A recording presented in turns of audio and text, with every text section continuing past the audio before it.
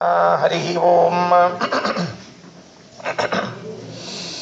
ಜಯತಿ ಹರಿರಚಿಂತ್ಯಃ ಸರ್ವದೇವೈಕವಂದ್ಯಃ ಪರಮಗುರುರಭೀಷ್ಟಾವಾಪ್ತಿದಃ ಸಜ್ಜನಾನಾಂ ನಿಖಿಲ ಗುಣಗಣಾರ್ಣೋ ನಿತ್ಯ ನಿರ್ಮುಕ್ತದೋಷಃ ಸರಸಿಜನಯನೋऽಸೌ ಶ್ರೀಪತಿರ್ಮಾನದೋ ನಃ ಅಶೇಷವಾಗ್ಜಾಡ್ಯಮಲಾಪಹಂತ್ರೀ ನವಂ ನವಂ ಸ್ಪಷ್ಟಸುವಾಕ್ಪ್ರದಾಯಿನಿ ಮಮೇಘ ಜಿಹ್ವಾಗ್ರ ಸುರಂಗನರ್ತಕೀ ಭವ ಪ್ರಸನ್ನ ವದನೆ ಚ ಮೇ ಶ್ರೀಃ ವ್ಯಾಪ್ತಿರ್ಯಸ್ಯ ನಿಜೇ ನಿಜೇನ ಮಘಸಾ ಪಕ್ಷೇ ಸಪಕ್ಷೇ ಸ್ಥಿತಿಃ ವ್ಯಾವೃತ್ತಿಶ್ಚ ವಿಪಕ್ಷತೋತ ವಿಷಯೇ ಸಕ್ತಿರ್ನ ವೈ ಬಾಧಿತೆ ನೈವಾಸ್ತಿ ಪ್ರತಿಪಕ್ಷಯುಕ್ತಿರತುಲಂ ಶುದ್ಧಂ ಪ್ರಮಾಣಂ ಸಮೇ ಭೂಯಾತ್ ತತ್ವವಿನಿರ್ಣಯಾಯ ಭಗವಾನ್ ಆನಂದತೀರ್ಥೋ ಮುನಿಃ ವಾಣಿತೆ ಕರವಾಣ್ಯಂಬ ಚರಣೋ ಹೃದಯ ಸರ್ವದಾ ಮದ್ವಾಕ್ಯ ಸರಣಿರ್ಭೂಯಾತ್ ಶ್ರೀಮದಾಚಾರ್ಯ ಭಾವಗ ನಮೋಸ್ತು ತಾತ್ವಿಕಾ ದೇವಾಃ ವಿಷ್ಣುಭಕ್ತಿಪರಾಯಣಾಃ ಧರ್ಮಮಾರ್ಗೇ ಪ್ರೇರಯಂತು ಭವಂತಃ ಸರ್ವ ಏವ ಹಿ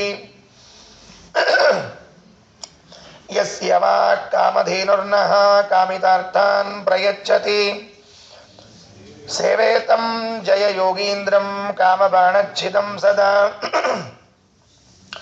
ಅಸ್ಮದ್ಗುರು ಸಮಾರಂಭಾಂ ಟೀಕಾಕೃತ್ಪಾದಮಧ್ಯಗಾಂ ಶ್ರೀಮದಾಚಾರ್ಯ ಪರ್ಯಂತಾಂ ವಂದೇ ಗುರು ಪರಂಪರಾಂ ಪೃಥ್ವೀಮಂಡಲ ಮಧ್ಯಸ್ಥಾಃ ಪೂರ್ಣಬೋಧಮತಾನುಗಾಃ ವೈಷ್ಣವಾ ವಿಷ್ಣುಹೃದಯಾಃ ತಾನ್ನಮಸ್ಸೇ ಗುರೂನ್ ಮಮ ಆಪಾದಮೌಳಿಪರ್ಯಂತಂ ಗುರುಣಾಂ ಆಕೃತಿಂ ಸ್ಮರೇತ್ ತೇನ ವಿಘ್ನಾಃ ಪ್ರಣಶ್ಯಂತಿ ಸಿದ್ಧ್ಯಂತಿ ಚ ಮನೋರಥಾಃ ಓಷ್ಠಾಪಿಧಾನಾನಕುಲೀದಂತೈಃ ಪರಿವೃತಾ ಪವಿಃ ಸರ್ವಸ್ಯೈವಾಚ ಈಶಾನಾ ಚಾರುಮಾಮಿಹ ವಾದಯೇತ್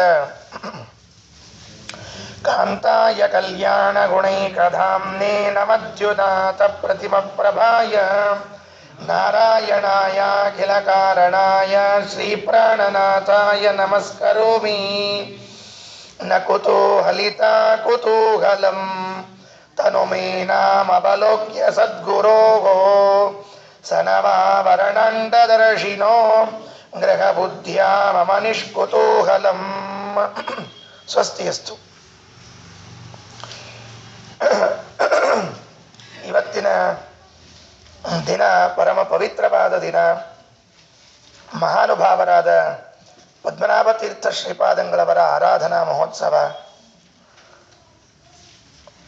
ಮೊಟ್ಟ ಮೊದಲ ಟೀಕಾಕಾರರು ಅಂತ ಪ್ರಸಿದ್ಧಿಗೆ ಬಂದವರು. ನವವೃಂದಾವನದಲ್ಲಿ ಅವರ ವೃಂದಾವನ ಮೊದಲನೇದ್ದು. ಆಚಾರ್ಯರ ಗ್ರಂಥಗಳಿಗೆ ಪ್ರಪ್ರಥಮವಾಗಿ ವ್ಯಾಖ್ಯಾನ ಮಾಡಿರುವಂತಹ ಕೀರ್ತಿ ಸಲ್ಲಬೇಕಾದದ್ದು ಪದ್ಮನಾಭ ತೀರ್ಥರಿಗೆ. ಅವರ ಅನಂತರದಲ್ಲಿ ಉತ್ತರಾಧಿಕಾರಿಗಳಾಗಿ, ಆಚಾರ್ಯರ ಅನಂತರದಲ್ಲಿ ಉತ್ತರಾಧಿಕಾರಿಗಳಾಗಿ ಬಂದು ಸಮರ್ಥವಾಗಿ ಆ ಪೀಠವನ್ನು ಮುನ್ನಡೆಸಿಕೊಂಡು ಬಂದಿರುವಂತಹದ್ದು ಇದು ದೊಡ್ಡ ಹೆಗ್ಗಳಿಕೆ. ಗುರು ತಾನಿರೋ ಕಾಲದಲ್ಲಿ ಪೀಠವನ್ನು ಚೆನ್ನಾಗಿ ಬೆಳೆಸಿಬಿಟ್ಟಿರ್ತಾರೆ. ತಮ್ಮ ತರುವಾಯ ಏನು ಅಂತ ಪ್ರಶ್ನೆ ಬಂದಾಗ ಯೋಗ್ಯ ಅಧಿಕಾರಿಗಳ ಕೈಯಲ್ಲಿ ಕೊಟ್ಟರೆ ಮಾತ್ರ ಅದು ಮುಂದುವರಿತದೆ, ಇಲ್ಲದೇ ಇದ್ರೆ ಮುಂದುವರಿಯೋದಿಲ್ಲ. ಹಾಗಾಗಿ ಪದ್ಮನಾಭ ತೀರ್ಥರಂಥ ಮಹಾನುಭಾವರು ಯೋಗ್ಯ ಅಧಿಕಾರಿಗಳು. ಮುಂದೆ 9ನೇ ಸರ್ಗದಲ್ಲಿ ಪದ್ಮನಾಭ ತೀರ್ಥರ ಬಗ್ಗೆ ಸಾಕಷ್ಟು ಮಾತುಗಳನ್ನು ಹೇಳ್ತಾರೆ ಪಂಡಿತಾಚಾರ್ಯರು. ಸಪದ್ಮನಾಭ ತೀರ್ಥಾಖ್ಯ ಯೋಗೋದಾಯ ಉಪಾಯೋ. ಗೋದಾವರಿ ತೀರದ ಪಂಡಿತರು, ಪೂರ್ವಾಶ್ರಮದಲ್ಲಿ ಶೋಭನ ಭಟ್ಟರು ಅಂತ ಇದ್ದವರು. ಒಂದು ಕಡೆಗೆ ಆಸ್ಥಾನ ವಿದ್ವಾಂಸರವರು, ಬರೇ ವಿದ್ವಾಂಸರಲ್ಲ, ಸುಮ್ಮನೆ ಏನೋ ಪಾಠ ಪ್ರವಚನ ಮಾಡಿಕೊಂಡು ಮನೆಯಲ್ಲಿ ಇದ್ರು ಅಂತ ಇಷ್ಟೇ ತಿಳಿಬಾರದು ಪದ್ಮನಾಭ ತೀರ್ಥರ ಬಗ್ಗೆ. ಅವರು ಒಂದು ರಾಜ್ಯದಲ್ಲಿ ಆಸ್ಥಾನ ವಿದ್ವಾಂಸರಾಗಿ ಇದ್ದವರು. ದೊಡ್ಡ ಮರ್ಯಾದೆ. ಎಷ್ಟು ದೊಡ್ಡ ಮರ್ಯಾದೆ ಅಂತಂದರೆ, ಅವರು ಆ ಸಭೆಯಲ್ಲಿ ಇದ್ದಾರೆ, ಶೋಭನ ಭಟ್ಟರು ಆ ಸಭೆಯಲ್ಲಿ ಇದ್ದಾರೆ ಅಂತಂದರೆ ವಿದ್ವಾಂಸರು ಮಾತಾಡ್ತಾನೆ ಇರ್ಲಿಲ್ವಂತೆ. ಇಲ್ಲ ನಾವೇನ್ ಮಾತಾಡೋದಿಲ್ಲ, ಶೋಭನ ಭಟ್ರು ಇದ್ದಾರಲ್ಲ ಅಂತ ಹೇಳಿ ಸುಮ್ಮನೆ ಕೂಡುವಷ್ಟು ಒಂದು ಪ್ರತಿವಾದಿಗಳಿಗೆ ಭಯಂಕರರಾಗಿದ್ದವರು ಪದ್ಮನಾಭ ತೀರ್ಥರು. 15ನೇ ಸರ್ಗದಲ್ಲಿ ಹೇಳುವಾಗ ವೇದ ಪ್ರವಚನಾಚಾರ್ಯ ಶಿಷ್ಯೋಸಾವಿತಿ ಪೂಜಿತ. ಇವರು ಯಾರು ಶಿಷ್ಯರು ಅಂತ ಕೇಳಿದ್ರೆ ವೇದ ಪ್ರವಚನಾಚಾರ್ಯ ಶಿಷ್ಯರಂತೆ. ವೇದ ಪ್ರವಚನಾಚಾರ್ಯರು ಮಧ್ವಾಚಾರ್ಯರು, ಅವರ ಶಿಷ್ಯರಿವರು ಅಂತ ಎಲ್ಲ ಕಡೆಗೂ ಕೂಡ ಪ್ರಸಿದ್ಧಿ ಬಂದಿತ್ತು ಅಂತ ನಾರಾಯಣ ಪಂಡಿತಾಚಾರ್ಯರು ವರ್ಣನೆ ಮಾಡ್ತಾರೆ. ಅವರ ಆರಾಧನಾ, ಅವರ ಸ್ಮರಣೆಯನ್ನು ಮಾಡಬೇಕಾದದ್ದು ನಮ್ಮ ಕರ್ತವ್ಯ. ಯಾಕೆಂದರೆ ಆಚಾರ್ಯರ ಗ್ರಂಥಗಳನ್ನು ನಮಗೆ ತಿಳಿಸಿಕೊಡುವಂತಹ ಒಂದು ಪರಮಾನುಗ್ರಹ ಮಾಡಿದವರು ಪದ್ಮನಾಭ ತೀರ್ಥರು. ಅವರ ಆಚಾರ್ಯ ಸಾಕ್ಷಾತ್ ಶಿಷ್ಯರು. ಅವರ ಬಗ್ಗೆ ಸ್ಮರಣೆಯನ್ನು ಮಾಡ್ತಾ ಮುಂದೆ 9ನೇ ಸರ್ಗದಲ್ಲಿ ಬರ್ತದೆ ಮತ್ತೆ ವಿಸ್ತಾರವಾಗಿ ಪದ್ಮನಾಭ ತೀರ್ಥರ ಗ್ರಂಥಗಳ ಬಗ್ಗೆ, ಅವರು ಎಷ್ಟು ಗ್ರಂಥಗಳನ್ನು ರಚನೆ ಮಾಡಿದ್ದಾರೆ, ಏನೇ ನಮಗೆ ತತ್ವಜ್ಞಾನವನ್ನು ಕೊಟ್ಟಿದ್ದಾರೆ, ಇದನ್ನೆಲ್ಲವನ್ನ 9 ಮತ್ತು 15ನೇ ಸರ್ಗದಲ್ಲಿ ನೋಡುವ ಪ್ರಯತ್ನ ಮಾಡೋಣ. ಟೀಕಾಕೃತ್ಪಾದರು ಬಹಳ ಮೆಚ್ಚಿಕೊಂಡ ಟೀಕಾಕಾರರು ಯಾರು ಅಂದರೆ ಪದ್ಮನಾಭ ತೀರ್ಥರು. ಟೀಕಾಕೃತ್ಪಾದರಿಗೆ ಅವತ್ತಿನ ಕಾಲದಲ್ಲಿ ಅನೇಕ ಜನ ಟೀಕಾಕಾರರು ಇದ್ರು. ತ್ರಿವಿಕ್ರಮ ಪಂಡಿತಾಚಾರ್ಯರು, ನಾರಾಯಣ ಪಂಡಿತಾಚಾರ್ಯರು, ವಾಮನ ಪಂಡಿತಾಚಾರ್ಯರು, ಪದ್ಮನಾಭ ತೀರ್ಥರು, ನರಹರಿ ತೀರ್ಥರಂತಹ ಮಹಾನುಭಾವರೆಲ್ಲರೂ ಟೀಕಾಕಾರರು. ಆಚಾರ್ಯರ ಗ್ರಂಥಕ್ಕೆ ಸಾಕ್ಷಾತ್ತಾಗಿ ವ್ಯಾಖ್ಯಾನ ಮಾಡಿದವರಲ್ಲಿ ನರಹರಿ ತೀರ್ಥರು ಇದ್ದಾರೆ, ತ್ರಿವಿಕ್ರಮ ಪಂಡಿತಾಚಾರ್ಯ ಇದ್ದಾರೆ, ನಾರಾಯಣ ಪಂಡಿತಾಚಾರ್ಯ ಇದ್ದಾರೆ, ವಾಮನ ಪಂಡಿತಾಚಾರ್ಯ ಇದ್ದಾರೆ. ಇವರೆಲ್ಲರೂ ಇದ್ರೂ ಕೂಡ ಅಲ್ಲಿ ಅಷ್ಟೆಲ್ಲರ ಮಧ್ಯದಲ್ಲಿ ಟೀಕಾಕೃತ್ಪಾದರು ಅತಿ ಹೆಚ್ಚು ಮೆಚ್ಚಿಕೊಂಡಿರುವಂತಹ ಟೀಕಾಕಾರರು ಪದ್ಮನಾಭ ತೀರ್ಥರು ಅಂತ ಅವರೇ ತಮ್ಮ ಗ್ರಂಥಗಳಲ್ಲಿ ಹೇಳಿಕೊಳ್ಳುತ್ತಾರೆ. ಅಂತಹ ಪದ್ಮನಾಭ ತೀರ್ಥರ ಆರಾಧನೆಯನ್ನು ನಾವೆಲ್ಲರೂ ಇಲ್ಲಿಯೇ ಸ್ಮರಣೆಯನ್ನು ಮಾಡಿ ಮನಸ ಅವರಿಗೆ ನಮಸ್ಕಾರವನ್ನು ಸಲ್ಲಿಸ್ತಾ, ಅವರ ಗುರುಗಳು ಜಗದ್ಗುರುಗಳು, ಜಗತ್ತಿಗೆ ಇವರೇ ಗುರುಗಳು ನಿಜವಾಗಿಯೂ ಕೂಡ, ಅಂತಹ ಗುರುಗಳಾದ ಆನಂದ ತೀರ್ಥರ ಚರಿತ್ರೆಯನ್ನು ಅದು 7ನೇ ಸರ್ಗದಲ್ಲಿ ವೇದವ್ಯಾಸ ದೇವರ ಆಶ್ರಮ ಪ್ರವೇಶ ಮಾಡ್ತಾ ಇರುವಾಗ ನೆನೆಸಿಕೊಂಡು ಹೇಗಿದ್ದಾರೆ ವೇದವ್ಯಾಸ ದೇವರು, ಹೇಗಿದ್ದಾರೆ ಅಂತ ಅವರ ಆಪಾದ ಮೌಲ್ಯ ವರ್ಣನೆಯನ್ನು ಮನಸ್ಸಿನಲ್ಲಿ ಅನುಸಂಧಾನ ಮಾಡ್ತಾ ಬರ್ತಾ ಇದ್ದಾರೆ. ನಿನ್ನೆ ಕೊನೆಯಲ್ಲಿ ಹೇಳುವಾಗ ಏನು ಕೇಳಿದ್ವಿ ಅಂದರೆ ಭಗವಂತನ ಪಾದಧೂಳಿ, ಆ ಪಾದಧೂಳಿಯಲ್ಲಿರುವಂತಹ ಗುಣಗಳು ಅದು ಎಣಿಸಲು ಸಾಧ್ಯವಿಲ್ಲ, ಅಷ್ಟು ಅಪಾರವಾದ ಗುಣಗಳು. ದೇವರ ಗುಣಗಳನ್ನು ಎಣಿಸ್ಲಿಕ್ಕೆ ಆಗೋದಿಲ್ಲ ಅಂತನ್ನೋದಕ್ಕೆ ನಾರಾಯಣ ಪಂಡಿತಾಚಾರ್ಯರು ಹೇಳಿರುವಂತಹ ಮಾತು ಯಾವುದು ಅಂತಂದ್ರೆ, ನರಮಾಪಿ ಪದಾಂಗುಲೀಲಸನ್ ನಖದೂರಾಜದನಂತ ಸದ್ಗುಣಾನ್ ಗಣಯೇದ್ ಗಣಯಂತ್ಯನಾರತಂ ಪರಮಾನ್ಕೋಸ್ಯ ಪರೋ ಗುಣಾನ್ ವದೇತ್. ಲಕ್ಷ್ಮೀದೇವಿಯು ಕೂಡ ನಿತ್ಯದಲ್ಲಿ ಭಗವಂತನ ಗುಣಗಳನ್ನು ಎಣಿಸ್ತಾ ಇದ್ದಾಳಂತೆ. ಎಣಿಸಿದರೂ ಕೂಡ ಮುಕ್ತಾಯವಾಗಿಲ್ಲವಂತೆ. ಇದನ್ನು ನಾವು ನಿನ್ನೆ ಕೇಳಿದೆವು. ಕೇಳಿದಾಗ ನಮಗೆಲ್ಲ ಅಗಾಧ ಅಂತ ಅನಿಸ್ತು. ಏನು ಅಗಾಧ ಅಂತ ಅನಿಸ್ತು ಅಂತಂದರೆ, ಭಗವಂತನ ಗುಣಗಳು ಅಗಾಧ. ಎಷ್ಟು ಗುಣಗಳು, ಎಷ್ಟು ಮಹಾಲಕ್ಷ್ಮೀ ದೇವಿ ಚಿಂತನೆ ಮಾಡಿದಷ್ಟು ಇನ್ನೂ ಬರ್ತಾನೆ ಇದೆ ಅಂತ ಅಷ್ಟು ಅದ್ಭುತವಾದದ್ದು ಅಂತ ಕೇಳಿದ್ದೇವೆ. ಇಲ್ಲೊಂದು ಸಣ್ಣ ಪ್ರಶ್ನೆಯನ್ನು ಮಾಡಿಕೊಳ್ಳೋಣ. ಏನು ಪ್ರಶ್ನೆ ಮಾಡಿಕೊಳ್ಳೋಣ ಅಂತಂದರೆ, ಈ ಜ್ಞಾನ ನಮಗೆ ಉಪಯುಕ್ತವಾದ ಜ್ಞಾನವೋ? ಯಾವ ಜ್ಞಾನ ನಮಗೆ ಉಪಯುಕ್ತವಾದ ಜ್ಞಾನ ಯಾವುದು? ಭಗವಂತನ ಗುಣಗಳು ಮಹಾಲಕ್ಷ್ಮಿಯಿಂದ ಎಣಿಸಿದರೂ ಮುಕ್ತಾಯವಾಗ್ತಿಲ್ಲ. ಭಗವಂತನ ಗುಣಗಳು ಅನಂತ. ಈ ತರಹದ ಗುಣಜ್ಞಾನವನ್ನು ಮಾಡಿಕೊಳ್ಳೋದು ನಮ್ಮ ಜೀವನಕ್ಕೇನಾದರೂ ಲಾಭವ? ಸುಮ್ಮನೆ ಏನೋ ಹೇಳಿದ್ದಾರೆ ಶಾಸ್ತ್ರಕಾರರು, ಕೇಳಬೇಕು ಅನಿವಾರ್ಯ, ಕೇಳ್ತೀವಿ ಅಂತ ಕೇಳ್ತೀರೋ ಹೇಗೆ ಇದು? ನೋಡ್ರಿ, ಇಂಥವೆಲ್ಲ ಪ್ರಶ್ನೆಯನ್ನು ನಾವು ಆಗಾಗ ಮಾಡ್ತಿರ್ಬೇಕು. ಶಾಸ್ತ್ರವನ್ನು ಸುಮ್ಮನೆ ಉದ್ದಕ್ಕೆ ಕೇಳ್ತಿರೋದಲ್ಲ, ಉದ್ದಕ್ಕೆ ಓದ್ತಿರೋದಲ್ಲ. ಹೌದು, ಏನು ಲಾಭ ಇದೆಯಾ ಇದರದ್ದು ಅಂತ ಕೇಳಿದ್ರೆ, ಅದಕ್ಕೆ ಮಹಾನುಭಾವರಾದ ಜಗನ್ನಾಥದಾಸರು ಒಂದು ಮಾತು ಹೇಳ್ತಾರೆ, ಫಲವಿದು ಬಾಳ್ದುದಕ್ಕೆ. ನೀನು ಬದುಕಿದ್ದೀಯಾ ಅಂತನ್ನೋದಕ್ಕೆ ಫಲ ಏನು? ನೀನು ಜನ್ಮ ಸಾರ್ಥಕವಾಗಬೇಕು ಅನ್ನೋದಕ್ಕೆ ಫಲವೇನು ಅಂತ ಕೇಳಿದರೆ, ಮಾಧವನ ಆನಂದಾದಿ ಗುಣಗಳ ಅನಾದಿ ಕಾಲದಿಂದ ಗಣಿತವೆನ್ನುವುದೇ ಫಲವಿದು ಬಾಳ್ದುದಕ್ಕೆ. ಇದು ಬಾಳುವುದಕ್ಕೆ ಫಲ ಅಂತ ನೋಡ್ರಿ. ಎಲ್ಲಿಯೋ ಪ್ರಶ್ನೆ, ಎಲ್ಲಿಯೋ ಉತ್ತರ ಇರ್ತದೆ. ನಾವೆಲ್ಲ ಮಹಾನುಭಾವರು, ಬಹಳ ದೊಡ್ಡ ಬುದ್ಧಿವಂತರು, ನಾವೆಲ್ಲ ಮೇಧಾವಿ ಮೂರ್ಧನ್ಯರು. ಅದಕ್ಕೆ ನಮ್ಮಲ್ಲಿ ಪಂಡಿತ ಶಿರೋಮಣಿ ಅಂತ ಕರೀತಿರ್ತಾರೆ. ಪಂಡಿತ ಶಿರೋಮಣಿ ಅಂದ್ರೆ ಏನು? ತಲೆಶೂಲಿ ಅಂತ ಅರ್ಥ ಇದಕ್ಕೆ. ಶಿರೋಮಣಿ ಅಂದ್ರೆ ಏನು? ತಲೆಗಿಟ್ಟುಕೊಳ್ಳೋದು ಅಂತ ಅರ್ಥ. ತಲೆಯಾಗಿ ಎರಡೂ ಇರ್ತಾವೆ, ಮಣಿನೂ ಇರ್ತದೆ, ಶೂಲ್ಯೂ ಇರ್ತದೆ, ಎರಡೂ ಒಂದೇ, ಅವೇನೇನು. ಅದಕ್ಕೆ ಹೇಳುವಾಗ ಎಷ್ಟಂತ ಹೇಳ್ತಾರೆ, ಮೇದಿನಿ ಪರಮಾಂಡ್ ಬಂಬು ಕಣಂಗಳ ನೈದಬಹುದು ಪರಿಗಣನೆಯನು ಮಾಧವನಾನಂದಾದಿ ಗುಣಗಳ ಅನಾದಿ ಕಾಲದಿಂದ ಗಣಿತವೆನ್ನುವುದು ಫಲವಿದು ಬಾಳ್ದುದಕ್ಕೆ. ಜಗತ್ತಿನಲ್ಲಿ ಇದ್ದ ಎಲ್ಲ ಗುಣಗಳನ್ನು ಎಣಿಸಿ ಮುಗಿಸಬಹುದು ಅಂತನ್ನುವುದು ಎಷ್ಟು ಸತ್ಯವೋ, ಒಬ್ಬ ಬುದ್ಧಿವಂತ ಇದ್ದಾನೆ ಅಂತ ಇಟ್ಕೊಳ್ರಿ, ಜ್ಞಾನಿ, ಅವನಿಗೆ ಜ್ಞಾನಿ ಯಾಕೆ? ಬ್ರಹ್ಮದೇವರಿಗೆ ಕೊಟ್ರಿ ಅಂತ ಇಟ್ಕೊಳ್ರಿ. ಒಬ್ಬ ಬ್ರಹ್ಮದೇವರು ಭೂಮಿಯಲ್ಲಿರುವಂತಹ ಎಲ್ಲ ಕಣಗಳನ್ನು ಎಣಿಸಿ ಮುಗಿಸಬಹುದು. ಆದರೆ ಮಾಧವನ ಆನಂದಾದಿ ಗುಣಗಳು ಅನಾದಿ ಕಾಲದಿಂದ ಗಣಿತವೆನ್ನುವುದು ಫಲವಿದು ಬಾಳ್ದುದಕ್ಕೆ. ಅಂದ್ರೆ ಈ ಜ್ಞಾನ ಮೋಕ್ಷೋಪಯೋಗಿಯಾದ ಜ್ಞಾನ ಅಂತ ಅರ್ಥ. ನಮಗೆ ಮೋಕ್ಷ ಬೇಕು, ದೇವರ ದರ್ಶನವಾಗಬೇಕು ಅಂತಾದರೆ ಅವಶ್ಯವಾಗಿ ಇದನ್ನು ತಿಳ್ಕೊಳ್ಬೇಕು.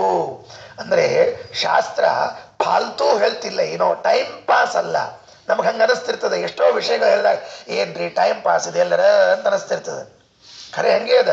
ಎಷ್ಟೋ ವಿಷಯಗಳನ್ನು ಭಾಗವತ ರಾಮಾಯಣದಲ್ಲಿ ಕೇಳಿದಾಗ ಹೇಗೆ ಗೊತ್ತದ ಬಿಡು, ಗೊತ್ತಿದ್ದದ ಬಿಡು ಅಂತ ಹಿಂಗಂತಿರ್ತೀವಿ. ಕರೆಕ್ಟು, ನಿನಗೆ ಗೊತ್ತಿದ್ದದ್ದಿದ್ರೂ ಕೂಡ ಅದನ್ನು ತಿಳಿಬೇಕು.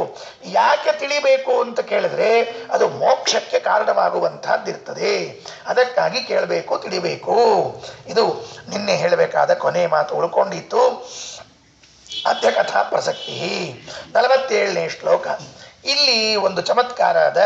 ಸ್ವಲ್ಪ 1-2 ನಿಮಿಷ ಶಾಸ್ತ್ರೀಯ ವಿಚಾರವನ್ನು ಹೇಳೋ ಪ್ರಯತ್ನ ಮಾಡ್ತೀನಿ. ನೀವು ತಿಳ್ಕೊತೀರಿ ಅಂತ ಅನ್ಕೊಂಡಿದ್ದೇನೆ. ತಿಳ್ಕೊಂಡ್ರೂ ಸಂತೋಷ, ತಿಳ್ಕೊಳ್ಳದೆ ಇದ್ರೂ ಪರಮ ಸಂತೋಷ. ಏನ್ರಿ ಆಚಾರ, ನಿಮ್ಮ ಪುರಾಣಕ್ಕೆ ಬಂದಿರ್ತೀವಿ, ನಿಮ್ಮ ಮೇಲೆ ಗೌರವದಿಂದ ಬಂದಿರ್ತೀವಿ. ಇಷ್ಟಿದ್ರೂ ನೀವು ನಮಗೆ ತಿಳ್ಕೊಳ್ಳದೆ ಇದ್ರೂ ಸಂತೋಷ ಅಂತೀರಲ್ಲ ಅಂದ್ರೆ, ಹೌದು, ತಿಳ್ಕೊಳ್ಳದೆ ಇದ್ರೆ ಮತ್ತೊಮ್ಮೆ ಹೇಳಲಿಕ್ಕೆ ಅವಕಾಶ ಕೊಟ್ಟಿರಿ ಅಂತ ನಾ ತಿಳ್ಕೊತೀನಿ. ಅದಕ್ಕೆ ನನಗೆ ಅನುಕೂಲ. ತಿಳ್ಕೊಂಡ್ಬಿಟ್ರೆ ಹೇಳಲಿಕ್ಕೆ ಅವಕಾಶ ಮುಗೀತು, ನಿಮಗೆ ಅರ್ಥ ಆಯ್ತು ಅಂತ ತಿಳ್ಕೊತೀನಿ, ಅದಕ್ಕೂ ಸಂತೋಷ. ನಮಗೆ ಎ ಬಿ ಅಚ್ಚಾ ಹೇ, ಓ ಬಿ ಅಚ್ಚಾ ಹೇ, ದೋನೋ ಬಿ ಅಚ್ಚಾ ಹೇ. ಆದ್ರಿಂದ ಏನ್ ತಿಳಿಬೇಕು ಮುಂದೆ? ಈ 47ನೇ ಶ್ಲೋಕದಲ್ಲಿ ಹೀಗಿದೆ ವಿಚಾರ. ನ ಕುತೂಹಲಿತ ಕುತೂಹಲಂ ತನುಮೇನಾಮವಲೋಕ್ಯ ಸದ್ಗುರೋ ಸನವಾವರಣಾಂಡದರ್ಶಿನೋ ಗೃಹ ಬುದ್ಧ್ಯಾ ಮಮ ನಿಷ್ಕುತೂಹಲಂ. ಏನಾಂ ತನುಮವಲೋಕ್ಯ, ಈ ವೇದವ್ಯಾಸ ದೇವರನ್ನ ಕಂಡು ನನಗೆ ಆಶ್ಚರ್ಯ ಆಗಿಲ್ಲ ಅಂತಂದ್ರೆ ಆಶ್ಚರ್ಯ ಪಡಬೇಕು. ಇದೊಂದು ಸ್ವಲ್ಪ ವಿಚಿತ್ರದ ಶ್ಲೋಕ ಇದು. ವೇದವ್ಯಾಸ ದೇವರನ್ನ ಕಂಡಾಗ ನನಗೆ ಏನಿದು ಆಶ್ಚರ್ಯ ಅಂತ ನಾನು ಆಶ್ಚರ್ಯ ಪಡದೆ ಹೋದ್ರೇ ಆಶ್ಚರ್ಯ ಪಡಬೇಕೇ ವಿನಃ ಆಶ್ಚರ್ಯ ಪಟ್ರೆ ಆಶ್ಚರ್ಯ ಪಡುವ ಅವಶ್ಯಕತೆ ಇಲ್ಲ ಅಂತ ಹಿಂಗೆ ಶ್ಲೋಕ ಮಾಡ್ಯಾರ. ಇಷ್ಟು ಅಜ್ಞಾನಿ ಶ್ಲೋಕದ ಹೇಳ್ತಿರೋದು. ನೀವೇನು ಹೇಳಿದ್ರಿ ಇನ್ನೊಮ್ಮೆ ನೀವೇ ಹೇಳ್ರಿ ಅಂತ ಬರಂಗಿಲ್ರಿ, ಹೇಳಿ ಹೊಳ್ಳಿ ತಿಳಿದಿಲ್ಲೋ. 3 ತಾಸು ಪ್ರವಚನ ಹೇಳಿದ್ರಂತ ಆಚಾರು. ಮುಗಿಸ್ಕೊಂಡು ಹೋಗ್ಬೇಕಾದ್ರೆ ಕೇಳಿದ್ರಂತ ಕೂತವ್ರಿಗೆ, ಹೆಂಗಿತ್ತು ಪ್ರವಚನ ಅದೇ ಆಚಾರ ಬಿಡ್ರಿ ಅಂದಂತವ. ಆಚಾರ ಗಾಬರಿ ಆಯ್ತು. ಏನ್ ಬಿಡ್ರಿ ಬಿಡ್ರಿ ಆಚಾರ ಅಂದವ. ಏನ್ ಹೇಳೋ, ನಾವ್ ಹೆಂಗೆ ಹೇಳಿದಿರ್ತದ್ರಿ ಆಚಾರ ಅಂದವ. ಭಾರಿ ಅದ್ಭುತ ಇತ್ತು ಅಂದವ. ಹಂಗಾರೆ ಏನ್ ಹೇಳ್ದೆ ಹೇಳ, ನಮ್ಮ ಬಾಯಿಂದ ಏನಿರುತ್ತೆ ನಿಮ್ಮ ಬಾಯಿಂದ ಹೇಳಿದ್ರು ಅಂದ. ಆಚಾರ ಸ್ವಚ್ಛ ಆದ್ರು, ಪೂರ್ಣ ಸ್ವಚ್ಛ ಆಗಿ ಹೋದ್ರು, ಮುಗಿದೋದ್ ಕೆಲಸ. ಏನಂತಾರೆ, ದೇವರನ್ನ ಕಂಡು ನಾನು ಆಶ್ಚರ್ಯ ಪಟ್ಟಿದ್ದೀನಿ ಅಂತನ್ನುವುದು ದೊಡ್ಡ ಆಶ್ಚರ್ಯವೇ ಅಲ್ಲ. ದೇವರನ್ನ ಕಂಡು ನಾನು ಆಶ್ಚರ್ಯ ಪಡದೇ ಹೋದ್ರೇನೆ ಅದೊಂದು ದೊಡ್ಡ ಆಶ್ಚರ್ಯ ಅಂತ ತಿಳ್ಕೊಳ್ರಿ. ಹಿಂಗದ ಶ್ಲೋಕ. ಯಾಕೆ ಹಿಂಗೆ ಹೇಳಿದರು ಅದಕ್ಕೊಂದು ಮಾತು ಹೇಳ್ತಾರೆ. ಸನವಾವರಣಾಂಡದರ್ಶಿನೋ ಗೃಹ ಬುದ್ಧ್ಯಾ ಮಮ ನಿಷ್ಕುತೂಹಲಂ.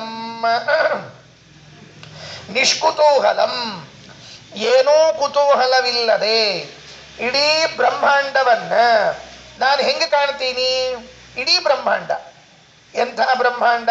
ಕೇವಲ ಬ್ರಹ್ಮಾಂಡ ಅಲ್ಲ, ಸನವಾವರಣಾಂಡದರ್ಶಿನಃ, 9 ಆವರಣಗಳಿಂದ ಕೂಡಿದ ಬ್ರಹ್ಮಾಂಡ. ನೋಡ್ರಿ, ನಾವಿದೊಂದು ಸ್ವಲ್ಪ ಮತ್ತೆ ಇಲ್ಲೆಲ್ಲ ಚರ್ಚೆ ಶುರುವಾಗಬೇಕಾಗ್ತದೆ. ಏನು 9 ಆವರಣ, ಎಷ್ಟು ಆವರಣವ? ನಮಗೇನು ಒಟ್ಟಿನಲ್ಲಿ ಬ್ರಹ್ಮಾಂಡ ಅದ ಅಂತ ಇಷ್ಟು ಕೇಳಿದ್ದೇವೆ, ಬರೋಬ್ಬರಿ. ಬ್ರಹ್ಮಾಂಡಕ್ಕೆ 9 ಆವರಣಗಳಿವೆ ಅಂತ ಹೇಳಿದ್ದಾರೆ ಇದು ಶಾಸ್ತ್ರಕಾರರು. ಸನವಾವರಣಂಡ ದರ್ಶಿನಃ, ಸ ನವ ಆವರಣ ಅಂಡ ದರ್ಶಿನಃ. 9 ಆವರಣಗಳಿಂದ ಕೂಡಿದ ಬ್ರಹ್ಮಾಂಡವನ್ನ ವಾಯುದೇವರು ಹೇಗೆ ನೋಡ್ತಾರೆ ಅಂದ್ರೆ ಗೃಹ ಬುದ್ಧ್ಯ, ನಮ್ಮ ಮನೆಯೇನೋ ಎನ್ನುವಂತೆ ನೋಡ್ತಾರೆ. ಅದು ನಿಷ್ಕುತೂಹಲಂ, ಏನೂ ಕುತೂಹಲವಿಲ್ಲದೆ. ಇದರ ಅರ್ಥ ಸ್ವಲ್ಪ ವಿಸ್ತಾರವಾಗಿ ಇದೆ, ವಿಸ್ತಾರವಾಗಿ ತಿಳಿಯೋ ಪ್ರಯತ್ನವನ್ನು ಮಾಡೋಣಂತೆ. ಮೊದಲು 9 ಆವರಣಗಳು ಯಾವ್ಯಾವುದು? 9 ಆವರಣ. ಬ್ರಹ್ಮಾಂಡದ ಹೊರಗಡೆಗೆ ಜಲಾವರಣ ಅಂತ ಫಸ್ಟ್ ಆವರಣ ಇದೆ ಅಂತೆ. ಆವರಣ ಅಂದ್ರೆ ಬ್ರಹ್ಮಾಂಡದ ಸುತ್ತಲೂ ಬ್ರಹ್ಮಾಂಡದ ರಕ್ಷಣೆಗಾಗಿ ಇರುವಂತಹದ್ದು, ಎಲ್ಲಾ ಕಡೆಗೂ ಇರುವಂತಹದ್ದು. ಈ ಪುರೋಹಿತರು ತಂಬಿಗೆ ದರ ಕಟ್ಟಿರ್ತಾರೆ ನೋಡ್ರಿ, ಎಲ್ಲಾ ಕಡೆಯಿಂದ ಹಿಂಗ್ ಹಿಂಗ್ ಹಿಂಗ್ ಕಟ್ಟಿರಂಗಿಲ್ಲ, ಹಂಗ ಈ ಬ್ರಹ್ಮಾಂಡಕ್ಕೆ ಎಲ್ಲ ಕಡೆಯಿಂದಲೂ ಕೂಡ ಸುತ್ತಿಕೊಂಡಿರುವಂತಹದ್ದು ಒಂದು ಆವರಣ. ಸುಮ್ಮನೆ ನಮಗೆ ತಿಳಿಲಿಕ್ಕೆ, ಅದು ಹೊರಗೆ ಹೋದ್ಮೇಲೆ ಏನದ ಬಿಟ್ಟದ, ಶಾಸ್ತ್ರ ಹೇಳದ ಅಷ್ಟು ಕೇಳಿವಿ, ನಾವೇನು ಹೋಗೋರಲ್ಲ, ಅದೇನು ಈ ಕಡೆ ಬರೋದಲ್ಲ, ಸುಳ್ಳೆ ಯಾರು ಹೇಳ್ಯಾರ ಹಿಂಗನಬಾರ್ದು, ಮತ್ತೆ ಸುಮ್ಮನೆ ಇಷ್ಟು ಹೇಳ್ತಿರ್ಬೇಕಷ್ಟೆ.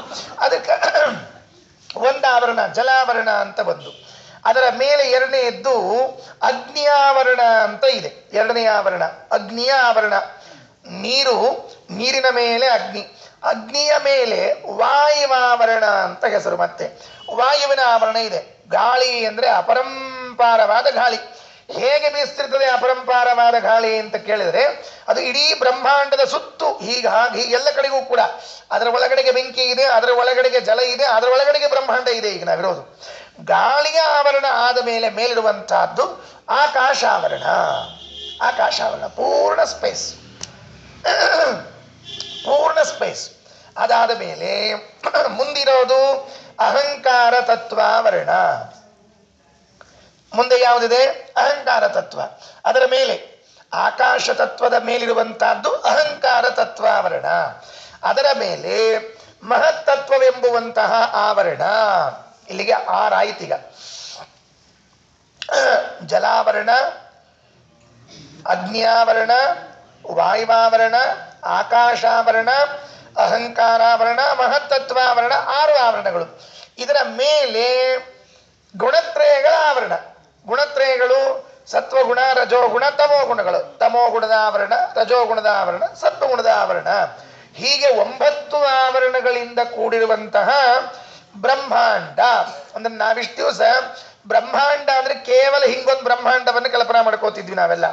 ನಮ್ಮ ಬುದ್ಧಿಯಲ್ಲಿ ಬ್ರಹ್ಮಾಂಡ ಅಂದಾಗ ಹೀಗೆ ಬರ್ತಿತ್ತು.